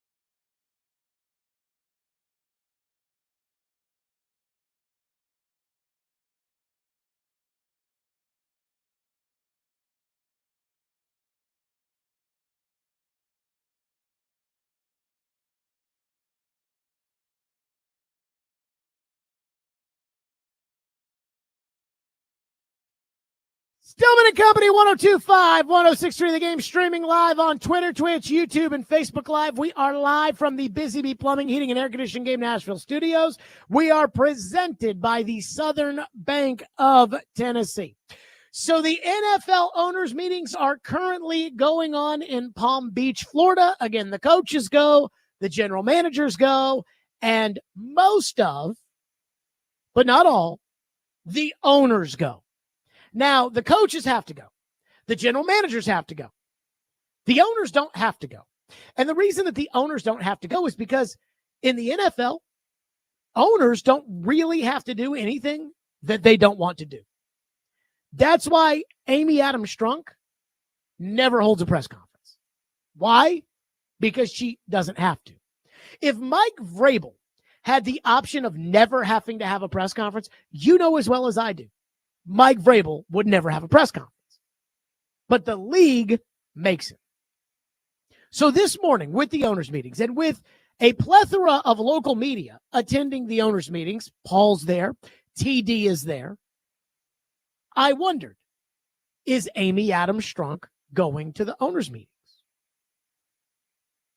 And while, again, I'm not sure it would make a difference to me if she was in attendance, what it would say about the state of the franchise, because we all know the state of the franchise is bad, it would, if she's there or not there, would clear something up for me, which is who's really in charge nowadays? Well, guess what? Amy Adams Strunk, according to TD, who texted me, is in fact at the owners' meetings. And I think that is a very important news item. Why? Because there is a lot of conjecture behind the scenes and a belief that Amy Adams Strunk was 100% out of the team, that she owns it and loves her team and loves her dad and blah, blah, blah. But the days of her being team mom or her sitting down and talking about the jerseys or having her fingers in the decision-making process were over. There was a thought, there was, again, a belief that she's so upset about how things have gone over the last couple of years. Her hire of Rand Carthon was an unmitigated disaster. Her firing of Vrabel, egg on the face, even though, again, I thought it was time for Vrabel to go anyway. But for her sake, the firing of Vrabel and how that all looked, everything else, that she's like, I'm out of it. You guys are in it. Chad, you've got football. Burke, you've got everything else. And I'll be down here riding horses in Houston. But that's really not the case if Amy Adams Strunk is actually at the owners' meetings. And this is why it's important. Because the other thing about the owners' meetings is this is where a lot of deals get made. And they get made by one owner talking to another owner. Again, I really could use a favor, and it would mean the most of me if you could do this one favor for me, and I would be in your debt. And it happens all the time. 5 years ago, Cincinnati held the number one pick in the draft. They wanted to take Joe Burrow. Miami had 3 first-round picks. They were desperate to get up to take Joe Burrow. They would have traded all 3 first-round picks, according to Adam Schefter, and more in order to get Joe Burrow. And Mike Florio at Pro Football Talk wrote, and again, this was during the COVID pandemic, so the league meetings were not going on. But Mike Florio wrote, at the end of the day, Stephen Ross, the 80-year-old owner of the Dolphins, is ultimately going to have to get on the phone and call Mike Brown, the owner of the Bengals. When it came to Aaron Rodgers and the Jets, who was the one driving everything? The owner. When it came to Deshaun Watson and the Browns, the owner. When it came to Carolina trading with Chicago and moving up to number 1, who did it? The owner. So when it comes to working out a deal for the first pick, and if John Mara and the Giants, if they want it, he's going to want to make his pitch to Amy about trying to move up for number 1. And the tone and discussion that John Mara will have with Amy, I assume, will be a lot different than the tone and tenor and discussion would be with, say, Burke Nihill. No matter how much they pretend to, oh, well, Burke speaks for Amy. John Mara wants to talk to Amy. He don't want to talk to Burke Nihill. He don't want to talk to Chad Brinker. He wants to talk to Amy. And he wants the respect, I would assume, of being an owner in the NFL, that owner's going to want to talk to me. And the other thing that, again, I think is important is Amy has a massive fish that she's got to go get right now, which is to get the new Super Bowl locked in at the new Nissan Stadium. And I'd argue one of the most important things about this new stadium that I have been hell-bent on and would have made a condition for building it with the NFL is I want in the Super Bowl rotation. I don't just want one and done like Detroit, Minnesota, Dallas, one and done, one and done, one and done. You built a new stadium, you get one Super Bowl. I don't want that. I want in the rotation. Phoenix is in the rotation. New Orleans is in the rotation. Vegas has got themselves in the rotation. I want this new stadium in this city to be in the rotation. Give me 2 over a 16-year period. And again, these things get discussed at the league meetings. The things that everybody talks about that go down at the league meetings are this coach said this to the media, or this general manager was in the hallway talking to that general manager, or the competition committee met about the tush push, or met about the reviewing penalties, or whatever. But the real work that gets done at these meetings, it's owner to owner. Because Roger Goodell is not Amy's boss. Amy is one of Roger Goodell's 31 bosses. These owners run the league however they want to do it. And there's all these little things that don't really matter to you or I, but they do matter to them. International marketing rights probably matter a lot more to the owner of the team who's going to reap the benefits of the international market rights than they do to me, who doesn't give a rat's ass how many Titan fans there are in Madagascar. But again, that probably matters to the owner. Locking in Super Bowls and other league events, which again, the owners run the league. If all the owners go to Goodell and say, we want Nashville to get 2 Super Bowls, Goodell's giving Nashville 2 Super Bowls. That's how it works. So that's where I was kind of wondering all day. Is Amy really still running the team? Or was Amy so embarrassed about what went down with John Robinson and Rand Carthon and Mike Vrabel, and now that she's got the stadium built, she doesn't have to show her face anywhere. She doesn't have to talk to anybody. She doesn't have to do anything. She just just goes about her day. Is that what she's doing? And with her being at the owners' meetings, which TD told me she's at the owners' meetings, with her being at the owners' meetings, it tells me she's still running the team. And that also tells me that there could be some action on this first pick.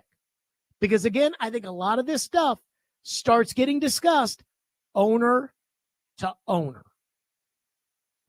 And I got to say, I'm glad she's there. If Amy wasn't there at the owners' meetings and they thought they could send Burke Nihill to go talk to these other owners, I would have laughed my tush off. And before you tell me things like, oh, Jared, John Mara's not going to try to convince Amy to trade the number 1 pick for less than it's worth, and he'll pat her on the back and Are you familiar with the story of how Joe Namath ended up with the Jets? Nick Frazier, are you familiar with the story of how Joe Namath ended up with the Jets? I do not recall, Jared. Okay. So in the old days, in the old country, in the old days, there were 2 leagues, the AFL and the NFL. That's why you'll hear stats that are read since the merger, which is when the AFL merged with the NFL, which I believe was after Super Bowl IV. I could be wrong about that, but I think it's somewhere around then. When the 2 leagues were competing against each other, these players had choices. They could go to the NFL or they could go to the AFL. And the Houston Oilers drew the rights to be able to draft Joe Namath out of Alabama to play quarterback in the AFL. Well, Joe Namath told everybody, yeah, I'd rather play for the Chargers or I'd rather play for the Jets. I'm sorry, Houston, but I'd rather play for a big city. And we've seen how this goes. Owners get mad and say, okay, fine, John Elway, you act that way, and then ship him off. Okay, fine, Carson Palmer, you act that way, and then they don't change their mind. We've seen how this works. But Bud Adams picked up the phone and called Leon Hess, the owner of the Jets, and they worked out a deal for Joe Namath's draft rights. Why? Because Bud Adams knew that in order for the AFL to be a success, Joe Namath had to be in it. And the only way to get Joe Namath in it was for him to be in a big city like New York. So they made the trade. Wasn't in the best interest of the Oilers, but it was in the best interest of the AFL. Joe Namath leads the Jets in Super Bowl III to the upset of the Colts. And now all of a sudden, there's talk about merging the two leagues. And Bud Adams' $60,000 investment, or I believe $20,000 investment in 1960, is now worth at least $6 billion today. That is what the owners talk about. Those kind of decisions. But you don't have those conversations with Burke Nihill. You have those conversations owner to owner. And every now and then there's a guy for a certain reason who gets enough juice in the league that they can kind of operate for their team. Mark Murphy does that with the Green Bay Packers because they don't have an owner. Joe Ellis was able to do that with the Denver Broncos because the late Pat Bowlen was suffering from Alzheimer's and the family was fighting about who was in control. Steve Underwood did the same thing here. I don't think Burke Nihill and Chad Brinker can do that at that level. So I think it's a big deal that Amy's there. And I do think that there's a chance that, hey, there might be some movement on this first pick simply because owners are talking to owners and your owner is there. 615-737-1025, which is our phone number. We'll get to your phones, 615-737-1025. And one thing that I do find fascinating about the what was said at the owners' meetings and the Titans owner, we'll do that next. Stillman and Company, 1025, 1063 The Game.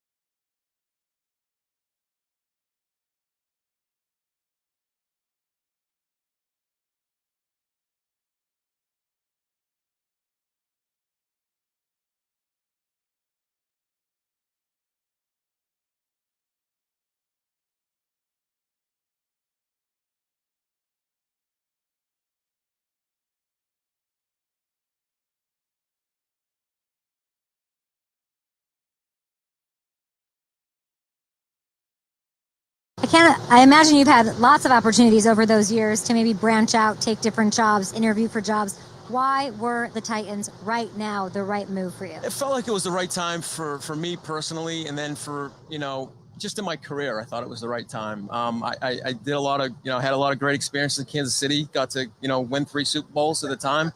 And I felt like it was a great time, and Tennessee was appealing to me too. They have the #1 pick. It's a great place to live. And that's important to me too when I move. And if I'm going to pick my family up and move to someplace, which we loved Kansas City. Of course. That had to be a big part of it too. There you go. That was Mike Borgonzi on with Kay Adams this morning on the FanDuel Sports Network. And he was asked, why'd you pick Tennessee? What was so special about Tennessee? Well, if I had to pick somewhere to go, I wanted to go, Nashville's a great place to live. This was the right time for me and my family for us to make the move, blah, blah, blah, yada, yada, yada. They paid me a lot more money. That's why. I was making $400,000 in Kansas City, and I got offered $3.5 million in Tennessee. That's why I took the job. I mean, again, it's not that complicated. Why would he take a general manager job where he's not even really the general manager of the team because of the money? But here's what I do think is funny. Kay Adams asked him that question. He said nothing in that cut right there about ownership. So then, and I don't know where Kay Adams is all in on Amy. I don't know where this comes from. But Kay Adams followed it up with a dear leader question where she basically put the Amy rings in front of Mike Borgonzi and made him kiss them. Here's what he said. These are the owners' meetings. I find that your ownership group is very special. Yeah. Near and dear to my heart. Yeah. How much did that play into your move? And what would you like to maybe say about your ownership for fans? It was a big part of it. It was the first time during my interview process that I got to really sit down with Amy and Kenneth. And, just that, they were a big part of, Bud Adams, and Lamar Hunt with the AFL. So there's a lot of history there too. And just their love and passion for the game. Really, it was similar to the Hunt family for me. And then when I really got to sit down and talk with them, I knew it was a special place to go. Okay. So he was asked why he picked Tennessee, doesn't miss Amy, or doesn't say Miss Amy. And then Kay Adams asks a question about the ownership in Tennessee. And she says, they're just so special to me. They're so near and dear to my heart. How great is the ownership here, Mike? Oh, the ownership's great. I got to sit down with Amy and Kenneth, and it was just really a great opportunity and a big part of it. Reminded me of the Hunt family and a big part of why I decided to take the job.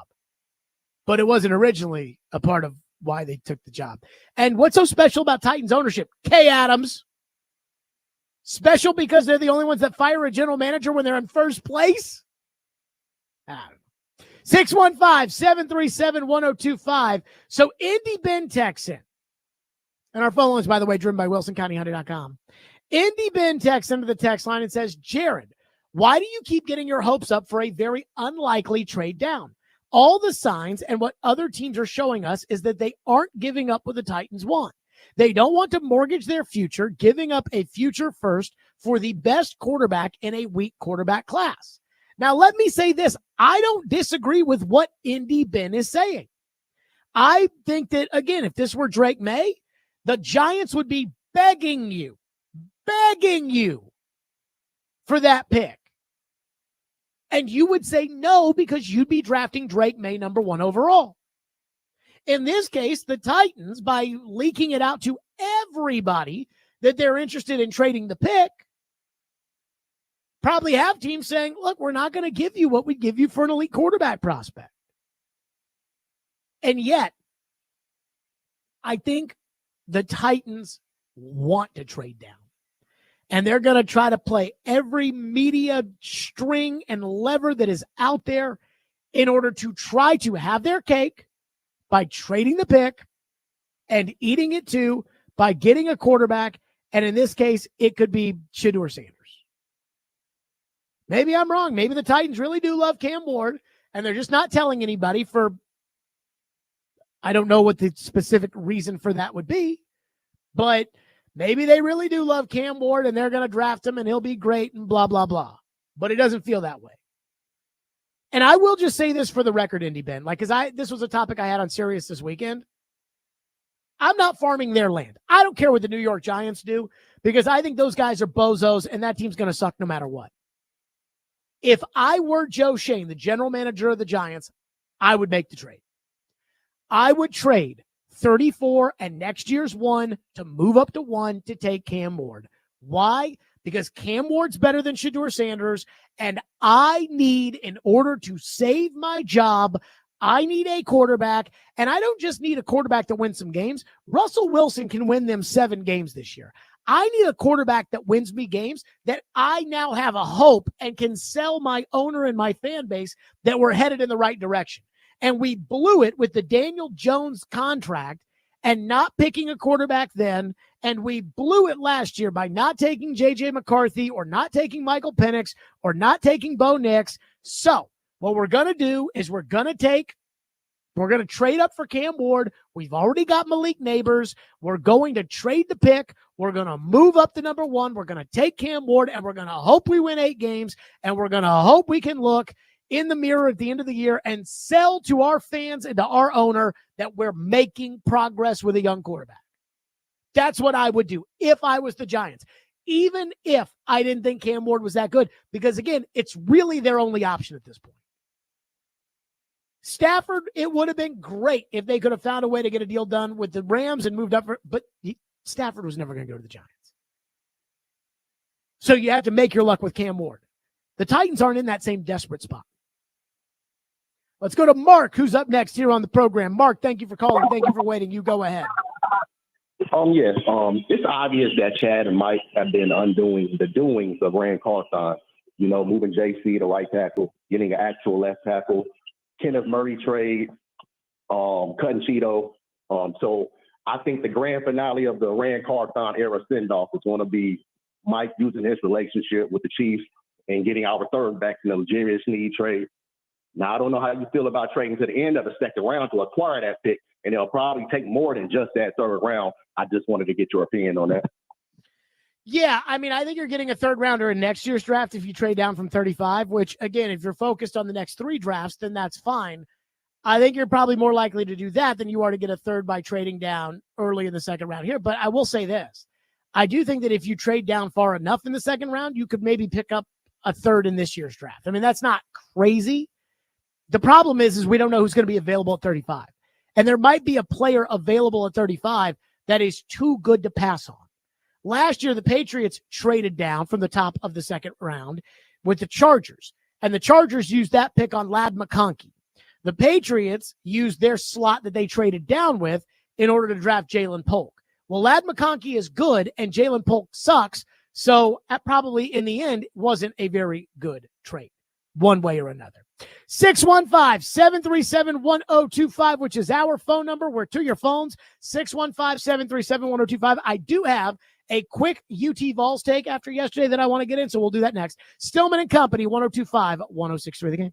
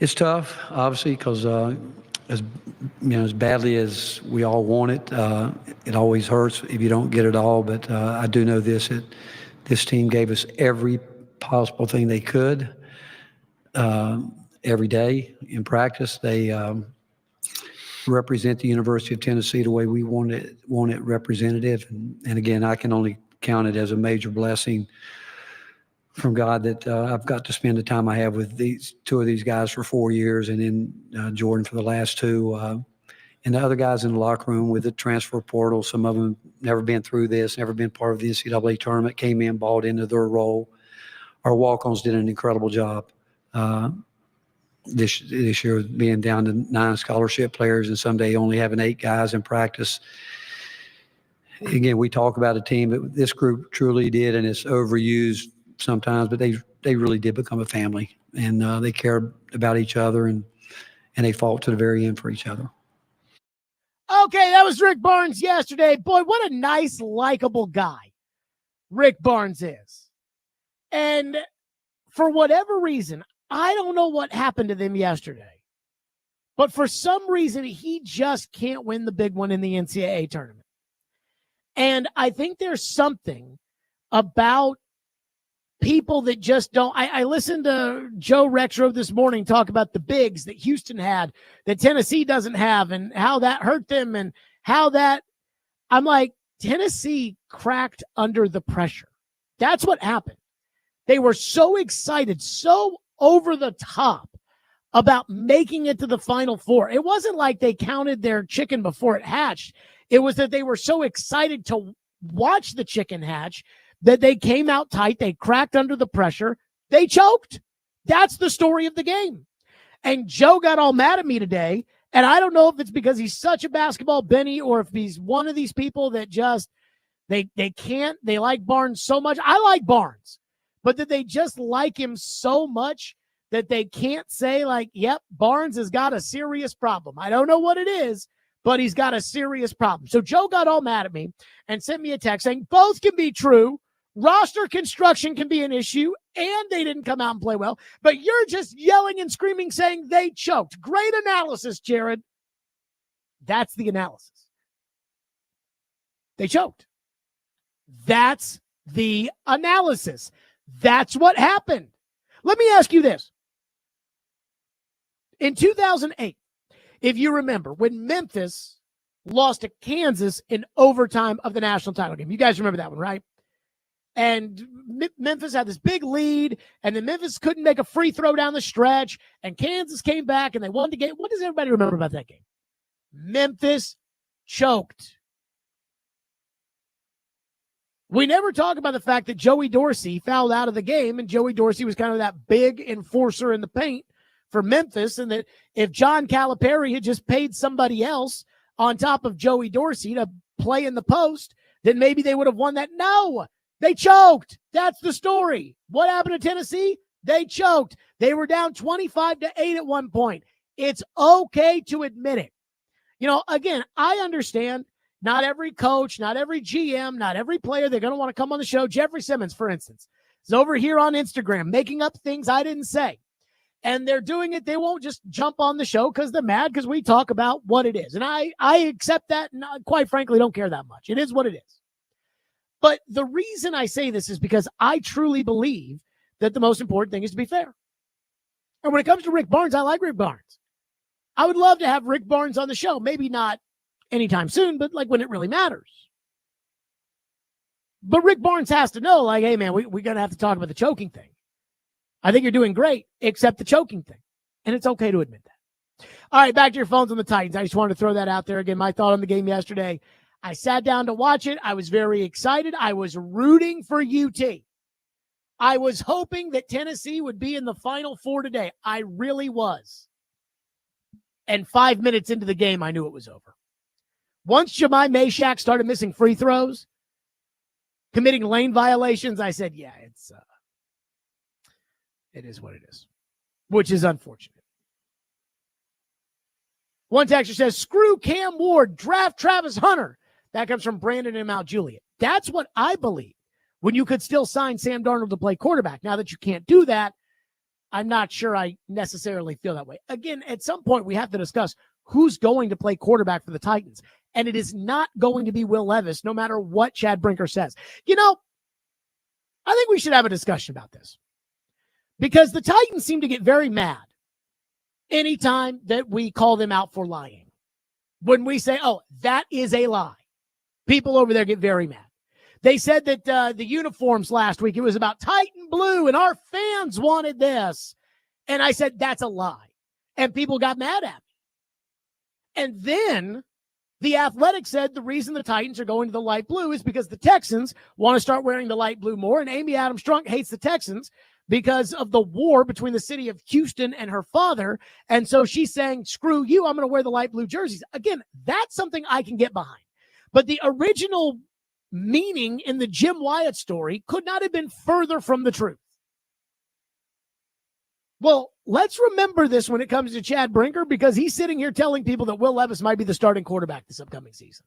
And if Will Levis is competing for the quarterback, could you imagine if they took Cam Ward with the number 1 pick and they let Will Levis compete for the job? And they actually looked at people in the face and said, no, this is a real competition. Levis might be the starting quarterback. We might use the number 1 pick on Cam Ward, and Levis might be the starting quarterback. Come on now. But at this point, I mean, I just don't think you can say, okay, yeah, screw Cam Ward. You don't have a quarterback. So, boy, you gotta have a quarterback. One texter says, if the Titans passed on Brock Bowers, that was a can't pass up kind of guy, then the Titans are definitely going to pass up on a passing up kind of guy at 35. Yeah, I mean,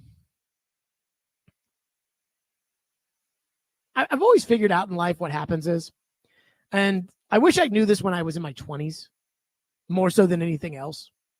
When somebody truly, truly, truly, truly wants something that is somewhat attainable, they're going to find a way to get it.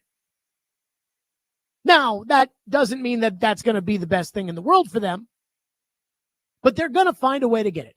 I have a friend, and she was like, yeah, all my friends in my 20s all wanted to marry famous people, and guess what they did? They all married famous people. That's all they wanted. Somebody really wants it, they'll find a way if they can. But a lot of the times when somebody is obsessed with doing something, because in theory it sounds like a good idea, it ends up being a terrible mistake. And I do agree with the fact that the Titans will say, well, we need picks. But then we need Cam Ward because we don't have a quarterback. So let's go ahead. Let's draft Cam Ward. And, okay, now we're at 35 now. Luther Burden's on the board, but screw it. Picks. And then they'll trade up a guy, trade off a guy that they shouldn't trade off of. But they'll get a third rounder in next year's draft. Yeah. One texter says, I'm a massive Vols fan. The only analysis that I have is that we choked. That's all there is to it. They choked. It's okay. Again, would you have preferred them to not choke? Absolutely. Does that change the reality that they did choke? They scored 15 points in the first half. Now, let me use a football analogy here. If Ohio State and Tennessee were to play football a week after Tennessee went into the horseshoe and got their fannies kicked, do you think the outcome of the game would have been incrementally different? Do you think that if Tennessee and Ohio State played football again, that Tennessee would win? Of course not. Do you think Tennessee would get blown out by Ohio State? I think they would. Because I just think Ohio State was that much better. If they played Houston again today, you think Tennessee scores 15 points in the first half?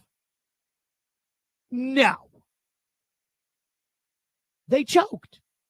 Again, they beat Kentucky, and I don't know why they didn't feel that same pressure for the Kentucky game, because they really kicked the crap out of Kentucky.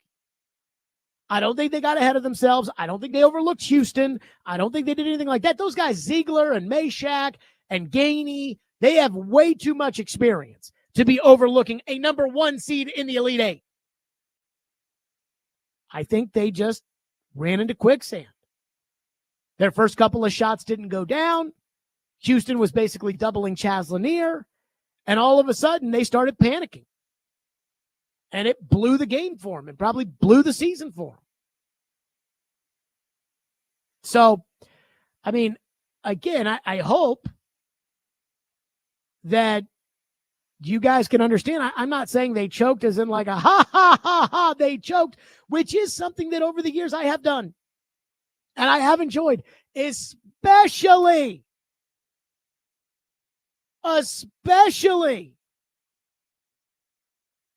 when it comes to Rick Barnes and Tennessee basketball. But this one I don't take any solace in. In fact, this one kind of makes me a little sad. One texter says, I don't think Brinker is lying. He said their plan is for Levis to have a chance to compete for a starting role. He's just covering his ass by saying that. Never said it'll be in Tennessee. He says it's just like all the players, all the speculation on what he meant, but that's how I took it. I'm trying to think of what the why was behind that. Again, Jim Wyatt works for Chad Brinker. This isn't like Chad Brinker sits down with the Tennessean or Chad Brinker goes on the Stillman and Company show, which that would be something. But again, this is Chad Brinker dictating to his employee what he wants out there. Chad's not doing any other interviews to the best of my knowledge. He's not even pretending to. I would be stunned. Now, he should, when they do their pre-draft press conference, he should be up there doing it. It should be him and Borgonzi and Callahan. There should be 3 microphones, and they should be able to ask all 3 guys whatever. My gut tells me it will be Borgonzi and Callahan, which I think is ridiculous, but that's what I'm expecting. But what was the point of telling Jim Wyatt that we haven't called anybody about Will Levis and nobody's called us about Will Levis? And our expectation is for Will Levis to come in and compete for the starting job. Is he trying to put it out there to the fans that, hey, fans, there is a chance that Will Levis may be the starting quarterback of the Titans next year? Is that one of those? And I know that people think this is stupid, but this happens all the time. Where, again, these guys in sports media or in sports use the media to kind of get a sense of how the wind's blowing. Well, what if we did this? Oh, no. Okay, yeah, we won't do that. I don't know. But the why Chad Brinker wants it out there, that they still think there's hope for Will Levis, the why, that's meaningful to me. One texter says, what is the realistic expectation for the guy QB drafted number 1 overall in his first season? Another texter says, do we trust Callahan can develop him? So, again, I know Peyton Manning had a bad rookie season. I know that Joe Burrow tore his ACL in his rookie season. Here's the hope. And I know that Vince Young had a great rookie season, was rookie of the year. Here's the hope. The hope is that this time next year, we know. The way that Washington knows, the way that Houston knows, the way that these teams feel with their quarterbacks, like they know. And I don't know if that is determined by a number of wins. I have no idea how many games Washington won last year. Granted, they made it to the NFC title game, so that's at least something. But I think it was pretty obvious by October that Jaden Daniels had some serious juice. When it came to Stroud, I think it was pretty obvious by November, December that he was legit.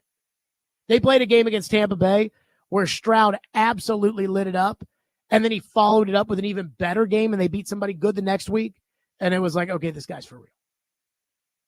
If you draft a quarterback number 1 overall, that's the hope for next year. It's not about the amount of yards. It's not about the touchdowns, the interceptions. And while it is about the wins, it's not about being the best team in the league, but it's about giving you a chance to win those games consistently. Will Levis, I think, won 3 of 9 starts. Or maybe 2 of 9 starts. That first, it needs to be better than that. 615-737-1025, Stillman and Company, 1025, 106 for the game.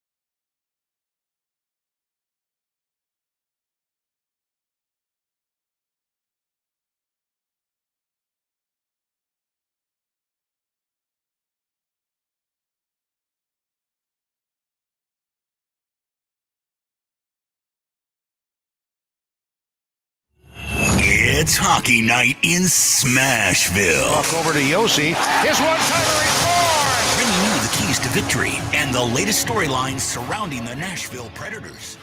This is Predators Game Day, now on Stillman and Company. Predators Game Day presented by TJ Anderson Homes of Benchmark Realty, online at tjandersonhomes.com. That's my realtor. Get your house seen, heard, and sold with TJ Anderson Homes of Benchmark Realty. Predators tonight on the road taking on the Philadelphia Flyers. The Flyers 30-36-9, good for 69 points. And the Predators are 27-38-8, good for 62 points. Here's why today's game matters. Because the Predators have gotten back into the losing ways, which is good. It is a good thing for the Predators to lose, and it would be a good thing for them to lose today. As of right now, according to MoneyPuck.com, the Predators have the third highest odds to get the number one pick in this year's draft at 10.5%. The team that is closest to them, now they cannot pass Chicago or San Jose in terms of odds of getting the number one pick, and it is a lottery. So they could, in theory, still get the number one pick. But the team that is closest to them is Philadelphia at 8.5%. So a Predators loss in regulation today would widen that gap.